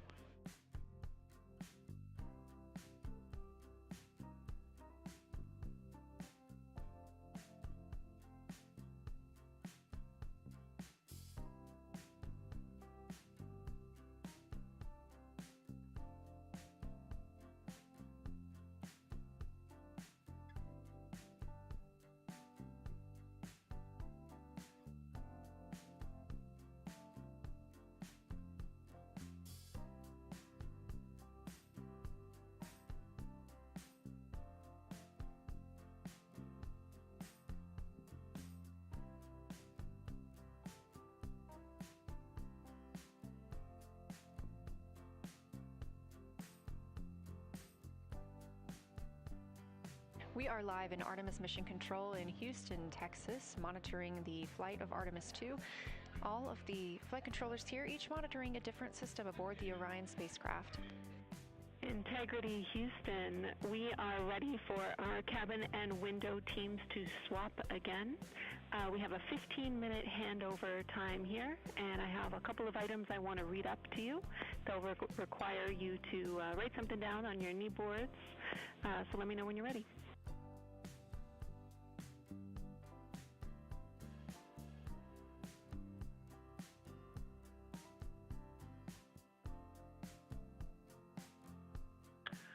Okay, Houston, we are ready.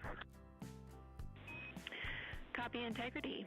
First of all, once you start this next shift here, during this lunar observation shift, we will begin our lunar LOS, so you can expect a call from me a few minutes prior reminding you. And second of all, Fido just sent us updated altitudes and METs for lunar closest approach and max Earth altitude. Let me know when you are ready to write those down. They differ slightly from Optimus.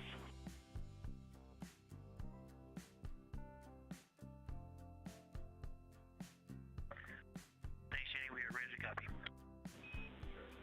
Lunar closest approach will be at MET 5 days, 0 hours, 25 minutes, 34 seconds.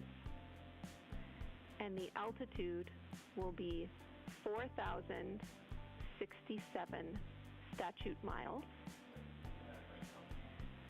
Maximum Earth altitude will be at MET 5 days, 0 hours, 27 minutes, 39 seconds, with an altitude of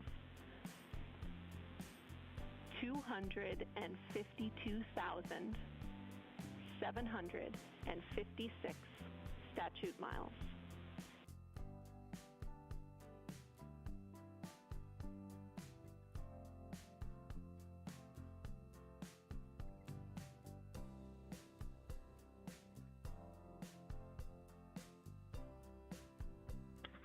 The crew really wants to ask for that in kilometers and in parsecs, but thank you for those. That is great. Thanks for that update. I'll send Fido to work, and I appreciate the metric. Other than that, I have no new vehicle statuses to pass to you. Enjoy your handover time, and we're looking forward to picking back up with you shortly.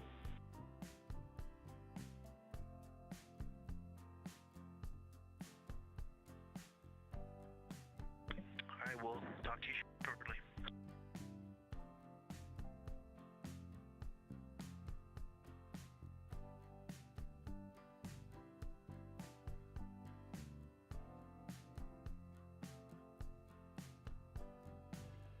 Those words called from Capcom Jenny Gibbons, CSA astronaut and Artemis II backup crew member, to the crew working aboard the Orion spacecraft. Had a little bit of a view inside the cabin. As you can see, it is very dark. The crew has turned off the lights, and the light that you were able to see is coming through the window, a reflection of Earthshine and from the moon.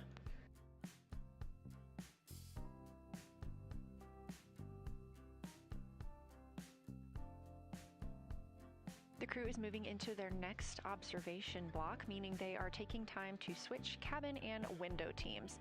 We've had Reid Wiseman and Jeremy Hansen at the windows taking pictures and making annotations and recording some audio files that will be downlinked later to the science team.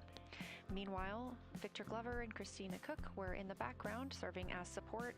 They were also timelined to enjoy a little bit of their midday meal. Now that we are swapping positions, the support team becomes Reid Wiseman and Jeremy Hansen. They will be in the background helping with SD card swaps, as well as providing those situational reports to the science team. Victor Glover and Christina Koch will be the astronauts at the window, photographing and speaking into those PCDs, portable computing devices, about what they're seeing on the moon. As you heard Capcom Jenny Gibbons call to the crew, this block is also when we will lose communications with the crew. That LOS, or loss of signal, is scheduled to be less than 35 minutes from now. We anticipate to be out of signal with them for about 40 minutes, and will regain that communication once they've flown around the other side of the moon.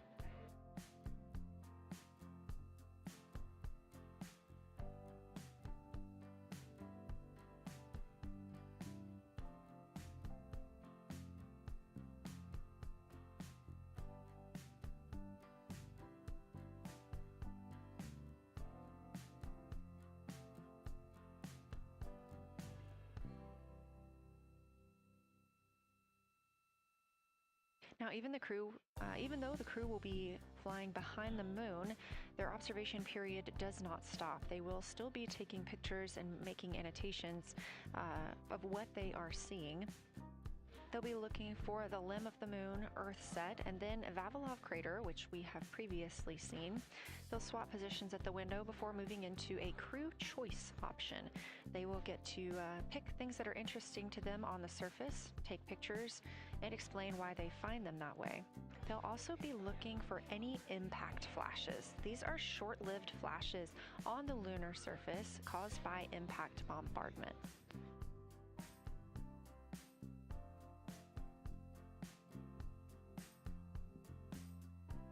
Just before Earthrise, the crew will be looking for lofted lunar dust. This may be lofted just above the lunar surface, and we could only see it just before Earthrise along the dark western limb. Any Earthshine would illuminate potential lofted dust. But once the crew is all the way around the Earth, the brightness of the Earth will wash out any of that dust they might be able to see. These were based on observations from Apollo missions and orbital spacecraft, and so we're very interested to see if the crew might be able to capture some of that lunar dust today.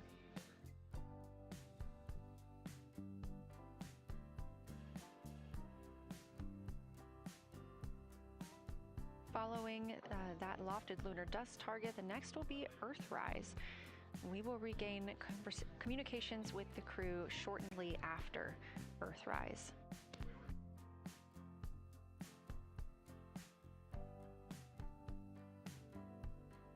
There will be a short observation break period where the moon is not in view. That's because we are also anticipating the crew seeing an eclipse today. The moon won't be in view because the team here in Mission Control Houston will need to change the attitude of the spacecraft and ensure that its solar arrays are gathering light from the sun heading into that eclipse period. So we will have communication with the crew, we just won't be able to see the moon. However, we will have views during that eclipse time frame. During that time, the science team is looking to know it will only be illuminated by Earthshine at that point, so they want to know what the whole moon looks like overall, but they also want the crew to look into deep space and potentially see if they can spot any planets.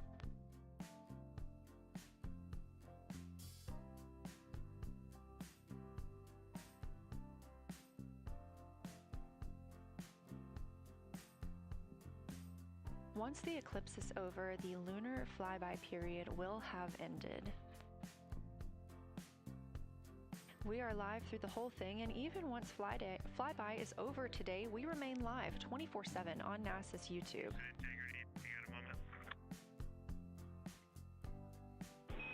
Go ahead.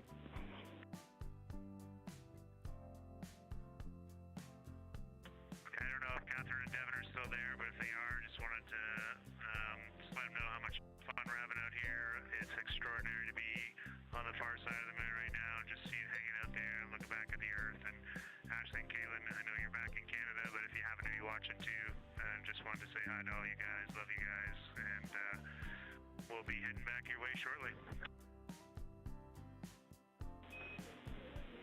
Thanks, Jeremy. I hear they are watching, and your family is still here. So thanks for passing that along.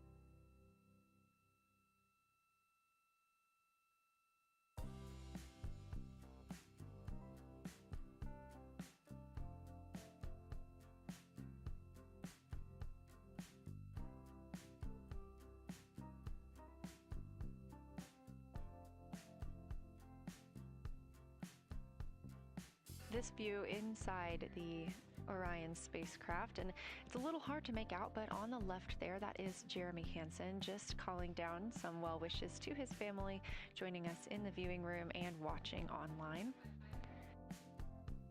Currently in the window are Victor Glover and Christina Koch. They are taking pictures outside of the window as they are now in their flyby observation block. At this time, Reid Wiseman and Jeremy Hansen are serving as support crew members, and they are also going to have an opportunity to enjoy their midday meal at this time.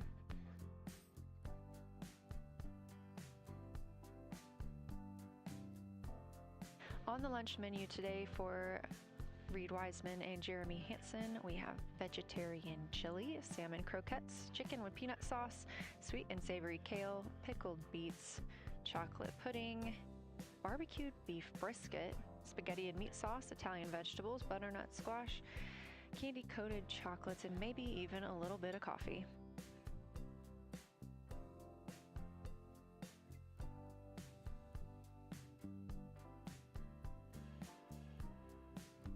And if you look closely, you can see it looks like they are getting into some of their food for the midday meal. All of the food on the spacecraft is rehydratable. We don't have an option for fresh food as there's not a refrigerated section of the Orion spacecraft. So all of this food can either be rehydrated or eaten straight from the package, just depends on what the food actually is. And for food that needs to be rehydrated, there is information on each package of how much water needs to fill that bag and what temperature it needs to be.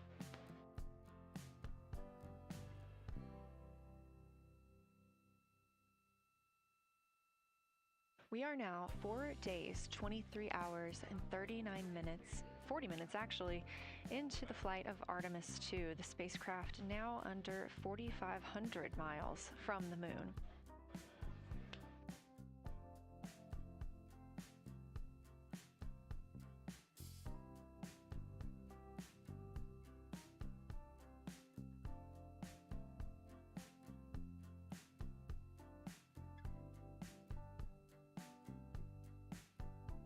We are now also under 30 minutes away from loss of signal with the astronauts. We will regain that communication about 40 minutes later. They will still be photographing the moon and documenting what they're seeing while they're behind the moon. And we especially look forward to potential Earthset and Earthrise views.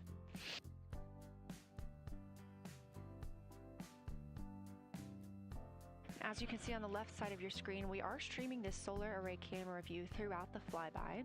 And the science team also plans to capture an occasional still photo with the solar array intermittently, perhaps one every 8 to 10 minutes. Still photos represent the highest resolution imagery from those GoPro cameras. So starting 5 minutes before Earthset and loss of signal, the science team will capture a series of photos, one every 30 seconds, to include Earthset, all the way through 5 minutes after Earthrise and acquisition of signal. In order to capture these frequent photos, the solar array camera that we were streaming will need to switch to time-lapse photo mode. So during this time, the streaming video quality won't be as sharp as you have it right now, but we want to ensure that the science team captures the data that they need during these time frames. And we really look forward to seeing those higher resolution images once they're available. But with the view you are seeing right now, we are sharing bandwidth on the Orion spacecraft with every system that is keeping the spacecraft powered and the crew alive, especially the environmental control and life support system. As this is the first flight with crew, this is also the first flight of a life support system, keeping the crew healthy and safe on the way to the moon and the way home.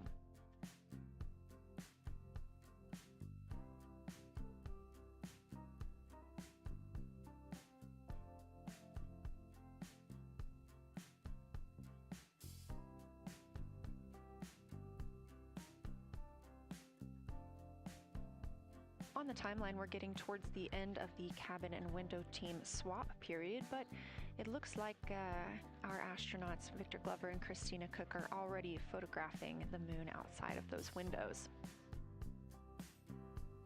The next target is Ohm Crater, and this is something that they have photographed previously during the flyby. This is a small complex crater with a prominent ray system. And as referenced earlier, it's the size of the Eye of the Sahara. That Eye of the Sahara is a feature in Mauritania. Seeing this crater more than once throughout the flyby allows the crew to photograph it at different lighting conditions.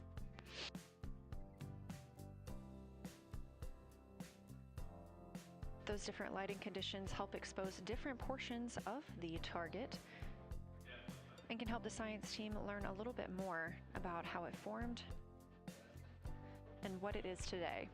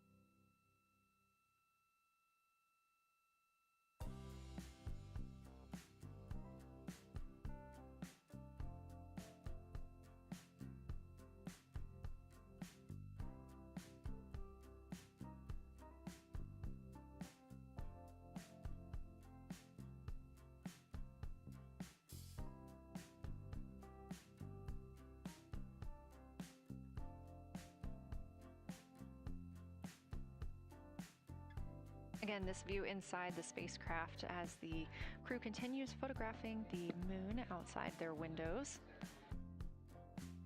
They have turned the lights off to allow them to better get photos of the moon, preventing any reflections from coming in from the spacecraft.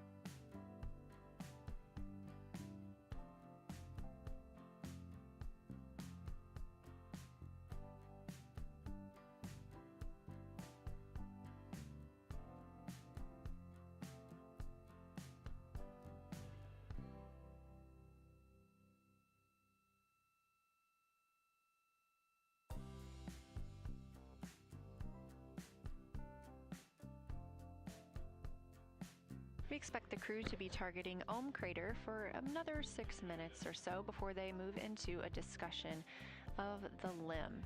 Now, the science team has asked for a science sit rep or situation report during that time, so we hope to hear calls from the crew on what they are observing.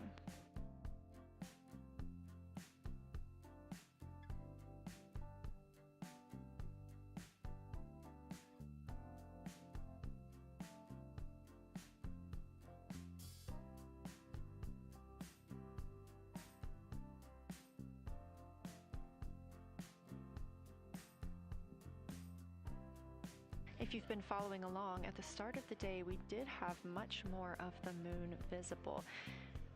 And even just an hour or so ago, we could see about half of the moon. We are now continuing to see more of the far side and that darkness where the moon is not reflecting light from the sun.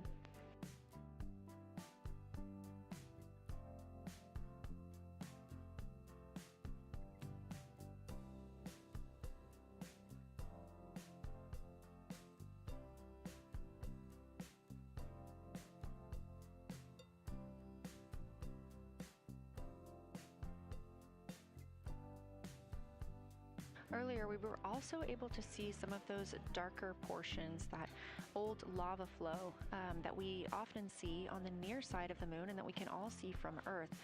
That has mostly gone away. We are now just seeing very little of Oriental. That's down to the bottom right of the moon. You can see just a small dark portion near the limb.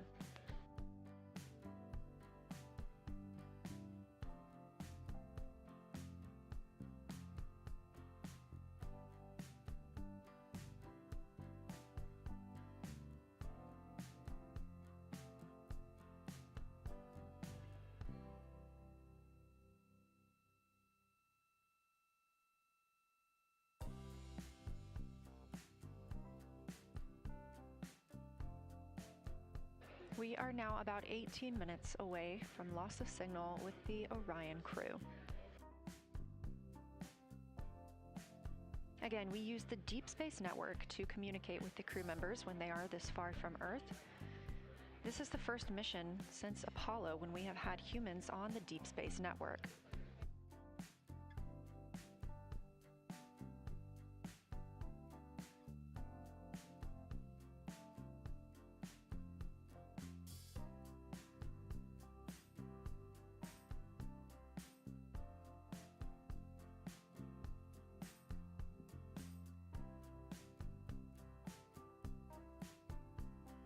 As you recently heard Capcom Jenny Gibbons call to the crew, we expect their closest approach to the moon to be at MET, or mission elapsed time, of 5 days, 25 minutes, and 34 seconds.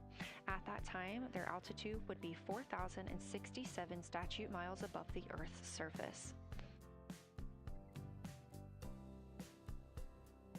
Just over 2 minutes later, they will reach their maximum distance from Earth at mission elapsed time 5 minutes, 5 days, 27 minutes, and 39 seconds.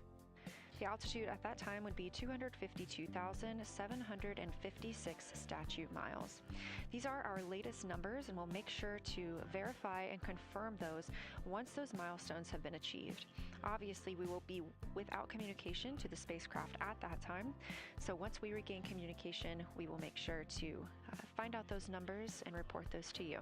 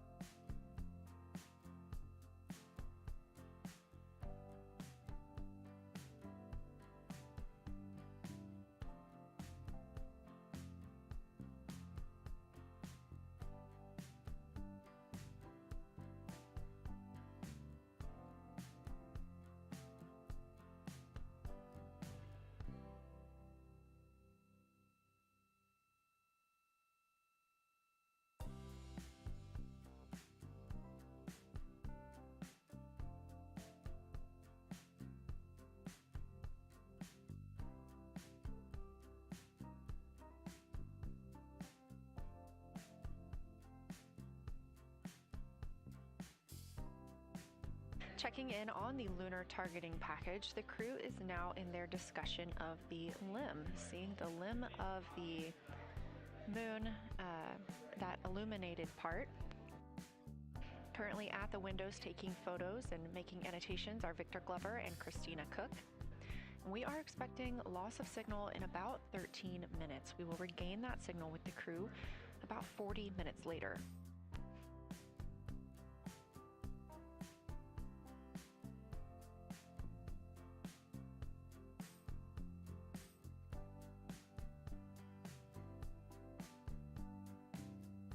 A milestone worth mentioning that this day marks the first time in more than 50 years that humans will observe the moon directly, a critical opportunity to practice how lunar science will be conducted during future Artemis missions.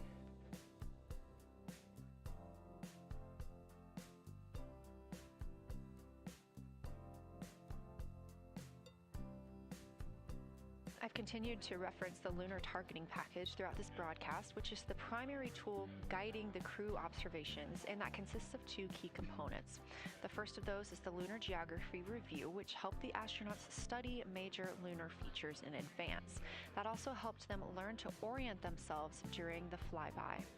The Lunar Targeting Plan provides a detailed timeline of observation targets, background science context, and specific instructions for the picture the crew should take, and verbal descriptions of what will be helpful to the science team reviewing those pictures later. That's what we've been tracking real time and what the crew is using right now to keep up with their next milestones.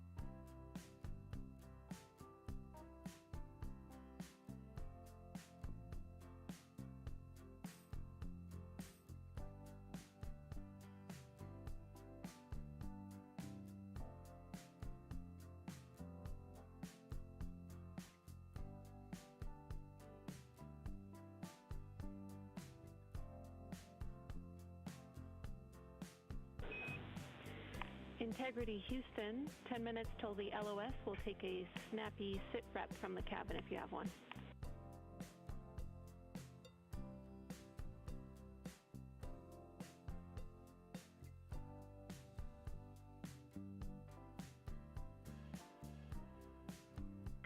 Okay, Jenny, that came, we missed most of that, but just a 10-minute warning, is that what you're saying?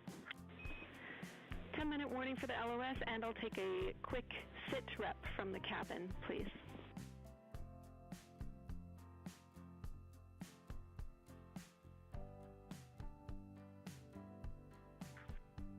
All right, cabin is still full of excitement. We've got Christina in window 2, Ike in Victor in window 3.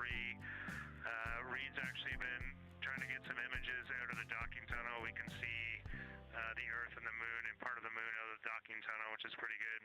And I'm just grabbing some footage right now with our interior cameras.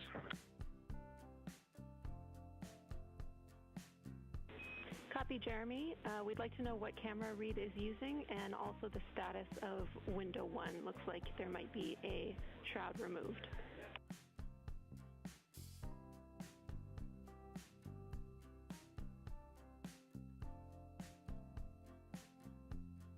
Okay. Reid was using the Z9, and the T-shirt shroud is still on window 1, but we took the camera out of it, so maybe that's what you're noticing. But when I looked in there, I saw a lot of sunlight reflecting around. Copy. That makes a lot of sense to us, Jeremy. I want to remind you, coming up on this LOS, that we'll take sit reps in the blind, and as more and more of the moon is in darkness, we will take any report you have on impact flashes.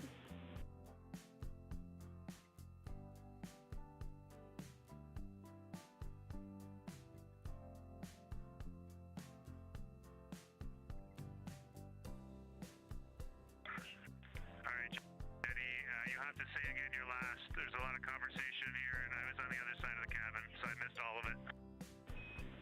Look out for impact flashes, and we'll take sit reps in the blind.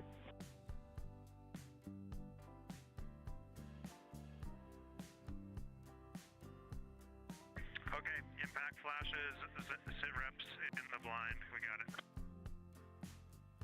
And yeah, just so you understand what's going on with window 1, there is light coming through the outer hall from window 2 into the inside of window 1, if that makes sense. Like, I can see the inside of the vehicle when I look between the two panes of glass. Copy.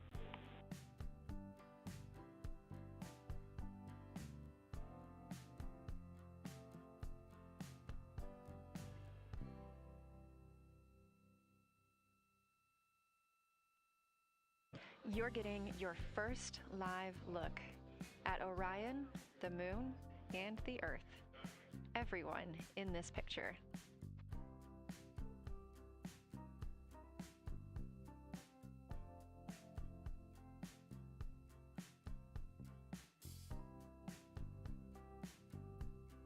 This is a live view from the Orion spacecraft.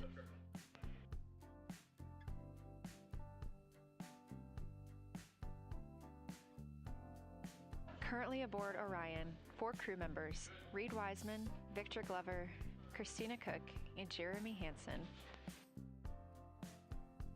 And on the Earth, all of us, all of humanity. You can see the moon is starting to get a little bit dimmer as the astronauts are going to pass behind it, now 6 minutes and 26 seconds away from that loss of signal. Again, we will be out of communication with them for about 40 minutes until they come around the other side of the moon and we can re-establish contact.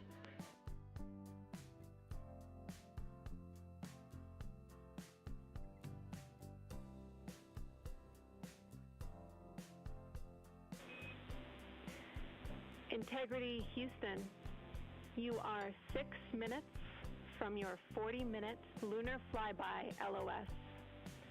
From all of us, it's a privilege to witness you carrying the fire past our farthest reach. Thank you. Godspeed.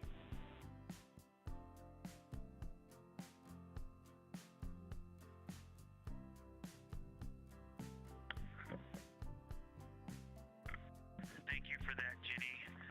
And thank you to all of you for allowing us the immense privilege to be on this journey together. It's quite amazing. And as we go on this journey, thinking about the NASA mission to explore the unknown in air and space, to innovate for the benefit of humanity, and to inspire the world through discovery. And as you've gone along on this journey with us, hopefully we're doing just those things. And as we get close to the nearest point to the moon and farthest point from Earth, as we continue to unlock the mysteries of the cosmos, I would like to remind you of one of the most important mysteries there on Earth, and that's love. Christ said in response to what was the greatest command, that it was to love God with all that you are. And he also, being a great teacher, said the second is equal to it, and that is to love your neighbor as yourself.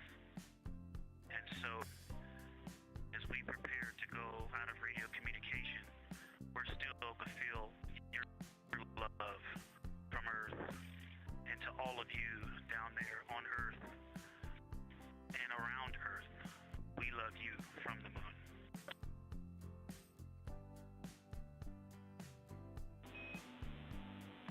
Houston copies. We'll see you on the other side.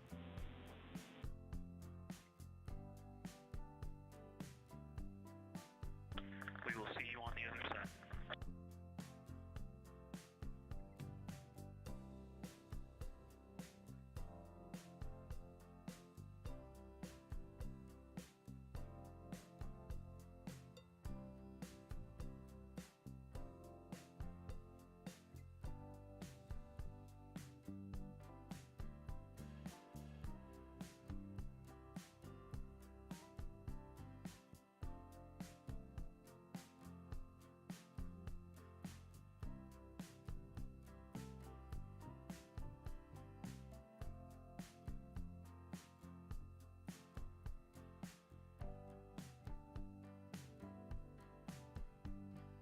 poignant words from NASA astronaut Victor Glover, and a little bit of a love letter from the other side of the moon all the way to Earth. Glover touching on the teachings of Jesus, including to love your neighbor as yourself. We are now less than 3 minutes away from loss of signal with the Orion astronauts. The Artemis II crew will be out of signal for about 40 minutes as they are on the other side of the moon, continuing their work photographing the lunar surface, and they will reemerge, and we will also get this view on the other side.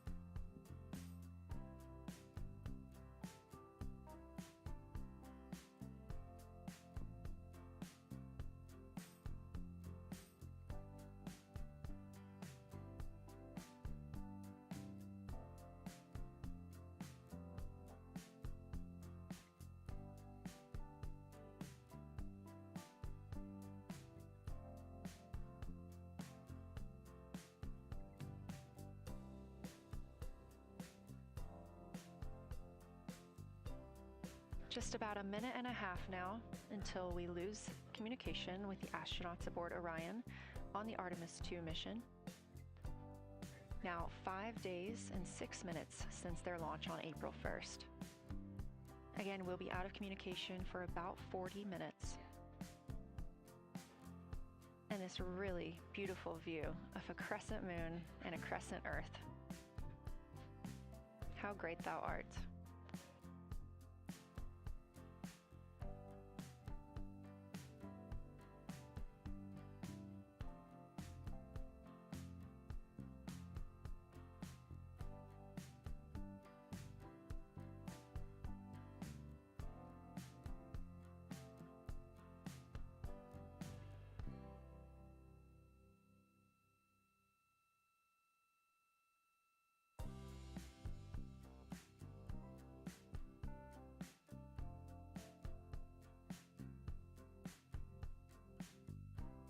"30 seconds now until we expect loss of signal.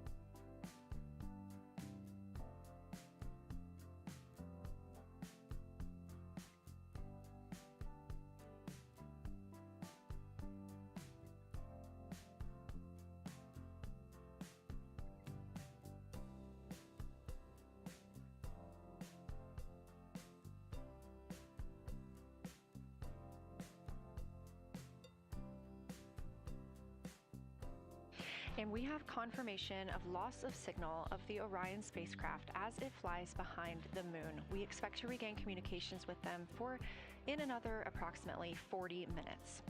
This was expected as their spacecraft is now out of direct line of sight with Earth and behind the moon. And this is a poignant moment as it's the first time in over 50 years that we have humans completely unreachable by anyone else on Earth.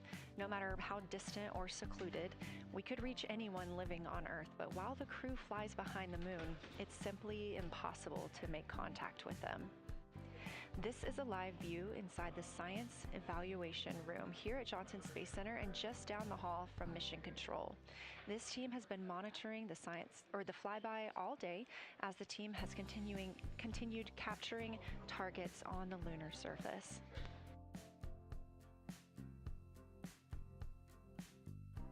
We even got to see this team in action as they were helping the astronauts identify some of the features they were seeing on the moon but not expecting. There will be a couple of milestones during this loss of signal. The first will be when the astronauts make their closest approach of the moon at MET 5 days, 25 minutes, and 34 seconds, when we expect they'll be 4,067 statute miles above the lunar surface. Their maximum Earth altitude will be reached just 2 minutes later, at 5 days, 27 minutes, and 39 seconds, when their altitude should be approximately 252,756 statute miles. Once those milestones are reached and we have confirmation, we will report the official numbers.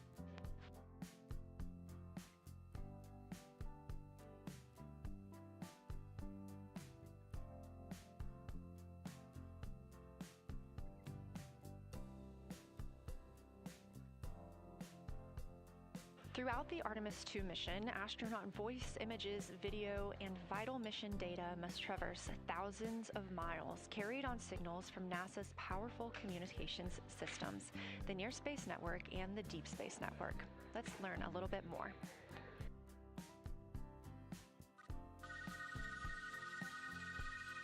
NASA's Artemis II will send 4 astronauts around the moon, preparing humanity for a long-term lunar presence and future journeys to Mars. Enabling communication and navigation for this test flight are NASA's Near Space Network and Deep Space Network. With antennas around the world and a fleet of relay satellites, the networks will deliver vital data to and from Earth through all phases of the mission. The networks are seamlessly integrated at NASA's Johnson Space Center in Houston, Texas, where Mission Control coordinates the network handovers. These transfers represent a delicate dance between the two networks, exchanging support as the mission shoots toward the moon. On the launch pad and during their early orbit phases, NASA's Orion spacecraft and Space Launch System rocket will rely on communications and tracking services from the Near Space Network. After its translunar injection burn, the Deep Space Network's global array of antennas will serve as Orion's primary communication support during lunar orbit. As the mission journeys farther into space and away from Earth, signal strength weakens and bandwidth is conserved for crew communications. The astronauts will have a near constant connection to Earth, ensuring their safety on a journey farther into space than ever before. We say near constant because as Orion goes behind the moon, a planned loss in communications will occur. The Deep Space Network will be standing by to reacquire the signal as Orion reappears. The Artemis II mission also provides an opportunity to test new capabilities. Using laser links, NASA will periodically transmit Orion data to showcase the benefits laser communications could have for future human spaceflight missions. The data from Orion, sent by radio signals or laser links, is massive. The mission is gathering images, data, and video, while also generating details about mission health and crew voice files. All of that data gets processed here on Earth, where systems compress it for efficiency. In the future, we'll upgrade these systems on Earth so that image and video clarity improve with each moon mission. With the Artemis II test flight, we're evaluating the communications infrastructure that will help carry us into the future as we explore the moon and journey forward to Mars.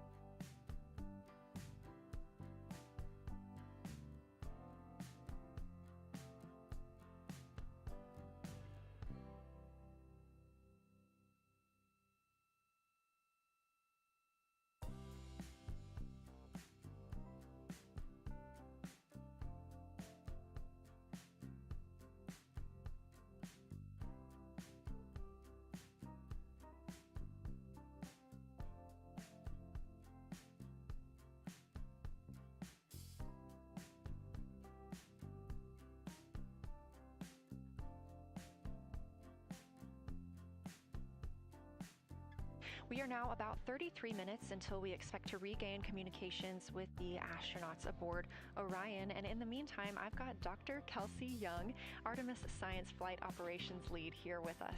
Thanks for joining me, Kelsey. Thanks for having me. This is such an exciting day. Oh, no kidding. It has been so cool to hear you communicating directly with the crew. And I know that you have been preparing for this for years, so I am so excited for you and for your team. So just to get into that background a little bit, tell me about your background and what you've been doing on console. My background is as a field geologist. Actually, I studied impact cratering in the field for my PhD, so all these descriptions of impact craters have me just absolutely swooning. How I got into this, though, is, during my PhD, I got an internship at NASA and ultimately never left to integrate science into flight operations. So we developed the Science Officer Console, for which this is the first mission we're supporting. We developed the Science Evaluation Room that's right upstairs, and so it's so gratifying to see this operation structure come to fruition, especially on a day like today. I would have to imagine so. And we've got a great view of the Science Evaluation Room right now. Is there anything that has stood out to your team so far? Absolutely. So as you might have heard in some of the press briefings and content that we've been putting out, color and albedo were really exciting targets for us. We've heard several amazing color descriptions so far. Just to highlight maybe one of them, we heard about greenish and brownish hues near Aristarchus, which is actually a feature that we can see here from the near side. And those greenish hues could actually tell us something about the volcanic evolution of that area. So you can bet that the science team is going to be prioritizing downlinking those images and the crew audio that we didn't hear that went into those recordings to learn a little bit more. Wow, that is fascinating. I was hearing those colors and very interested just from a personal standpoint, because looking at the moon from, 250,000 miles away, we don't see green or brown. So just hearing that, them being so close and getting to see that, fascinating, and I know very exciting for you. So what are you expecting to see in the upcoming portion of the flyby? The upcoming portion is actually going to be really exciting. So right now, as we speak, while folks in the room are kind of taking their stretch breaks and everything, the crew are still hard at work. They still have targets to image and describe during this LOS. But when we come out, the first thing, of course, we're going to hear about is Earthrise. We're really looking forward to hearing about the crew's experience with something that we can connect with and that, Apollo 8 brought us such amazing images from. But then we start to get into describing the Terminator, as well as looking for things like lofted dust, which tell us about the modern lunar environment. Then the vehicle's gonna orient away from the moon for an hour and then pivot back for the eclipse observations, which is a whole different set of science observations that we're really looking forward to. It's kind of nice that the crew will get a little break in there, because they have been hitting it hard today with photos and videos and annotations. What are you hoping that the crew sees coming up? Is it that lunar dust? Oh my goodness, that's a hard question to answer. I mean, we've already gotten such great descriptions. I mean, the Terminator seems to just be like one of their favorite things to look at and describe. So I feel like, that was something we were looking forward to. I feel like we really got some great descriptions. So absolutely, I'm looking to the human moment of Earthrise. Lofted dust is an exciting one, and lofted dust will be a target for them in the right around the time of Earthrise, but again in the eclipse period. So I'm really looking forward to seeing. I mean, they've already highlighted just in the course of their flyby so far how the moon has changed, and this is going to be an even more dramatic change to go from their end of this kind of lunar illuminated piece of the flyby into the eclipse time frame. And I can tell you they're going to be experiencing a very different moon during that time, and I can't wait to hear what their observations are. Yeah, that's absolutely fascinating, and what an privilege that we get to do that on this mission, because that's not always the case. If we had launched on a different day other than April 1st or 2nd, we wouldn't have gotten to see that eclipse. Is that right? That's correct. April 1st and 2nd. I will say, I was asked a lot in the weeks leading up to the launch, well, what's your favorite day? And my answer truly was, there is no bad day to launch to the moon. We were going to get great science out of it no matter what, but it's a really neat opportunity to, bring the sun into the picture, bring different planetary bodies into the picture while still literally keeping the moon in center stage. Fascinating. So what differences are we looking for at each site? We're hearing a lot of different terms. We're looking at craters, we're looking at mare. What are the differences that you're hoping to see? We do have, as you highlight, kind of different prompts for each target. That's what they're looking at in their lunar targeting plan, which I know you've been showing.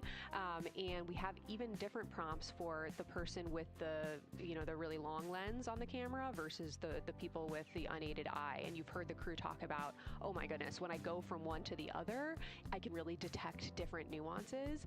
And that's something that we experienced in simulations, but hearing them actually, see it for real has been really gratifying. But we're looking for different things based on the target. Sometimes we're looking for color, sometimes we're looking for texture. For the Terminator, we're looking at kind of what texture and morphologies pop out to you and what kind of diversity you see along the Terminator. You've heard, Victor especially make some comments about future impacts for exploration. So already I think that their descriptions in this first part of the flyby have told us something scientifically, but also about future surface missions. Well, it was so interesting to hear Victor talking about he was imagining in his mind's eye being down on the surface and walking around. That was very cool to hear. And when we're thinking about targets, I know some of them are determined based on the launch day because that determines the lunar illumination. So the ones that we're looking at today, how and why were these selected? Such a wonderful question. This really gets at at the heart of some of our really highest priority science questions. Illumination conditions is a big one, right? So of course we need the targets that we're interested on the lunar feature to be illuminated by the sun in order to view them, but the timing in which they see them during the flyby enables us to ask different questions. So you heard in the pre-flyby crew conference talking about, well, the same pair, Reid and Jeremy, will get to actually look at Glushko crater twice, and that looking at it from different illumination angles allows us to understand that feature better and connect color and albedo with topography and morphology. Then you have other craters where you want to look at it with the sun shining on it obliquely versus straight on, and that tells you something different about the scientific objective that drove the target being on the targeting plan in the first place. We've talked a little bit with the viewers today about what the crew is able to capture in this short time frame of those craters in different lighting conditions. Could take years for something robotic to be able to do based on attitude maneuvers and where the sun is at. So can you just talk a little bit about the importance of having both the robotic operation and having the crew? Absolutely. We definitely don't want to minimize the impact of orbiting spacecraft. Lunar Reconnaissance Orbiter is the one that's often referenced. Data from LRO and its payloads have really been instrumental in getting us, frankly, to this point for Artemis II and future missions. But the human experience, the crew observations that we've already been hearing about, it is such a perfect complement to the orbiting spacecraft data because they are able to have this unique perspective. They are far enough away where they can make these contextual observations. You've already heard it. How many times have we heard the crew and their science sit reps say, if I track this feature from all the way up here in the northern hemisphere down to the southern hemisphere, here are comparisons I can make. That right there is not something we had the ability to do with the Apollo missions, and it allows just literally in the blink of an eye to synthesize observations that it would take, a really significant effort to coordinate with different orbiting platforms, and they're making it like that. Wow. It has been very, very exciting to hear all of their calls so far. And so I've heard they were able to capture every single target so far too. Is that correct? I think that's correct. And I think it's important also to remember that, and I know the science team is anxiously awaiting this, we've been hearing from the crew members who are not at the forward windows, right? Those crew who are, really in the thick of the observations, they are recording minutes-long observations per target on their crew tablets. We will be getting those down starting here in a couple hours, and that's going to contain really meaty science information that we haven't heard live yet, and that's going to form the basis of my conversation with them tomorrow morning, where we're going to have a really deep dive into the science and absolutely nerd out about what they were able to do today. One of the most gratifying things for me today is hearing multiple crew members say, thank you for putting the discussion times in the targeting plan, because when we have had the ability to put multiple brains on a problem, we have elevated each other. And I'm looking forward to them, sleeping on it overnight and then us actually being able to really, truly have an elevated science discourse tomorrow. Well, we're looking forward to it too. And I cannot wait to hear everything that you guys get to learn overnight from some of those audio recordings and just everything that they'll be able to share tomorrow. So Kelsey, I know you are very busy. You've done a great job today. And thank you so much for joining us for this interview. Thanks for having me. It's such an exciting day.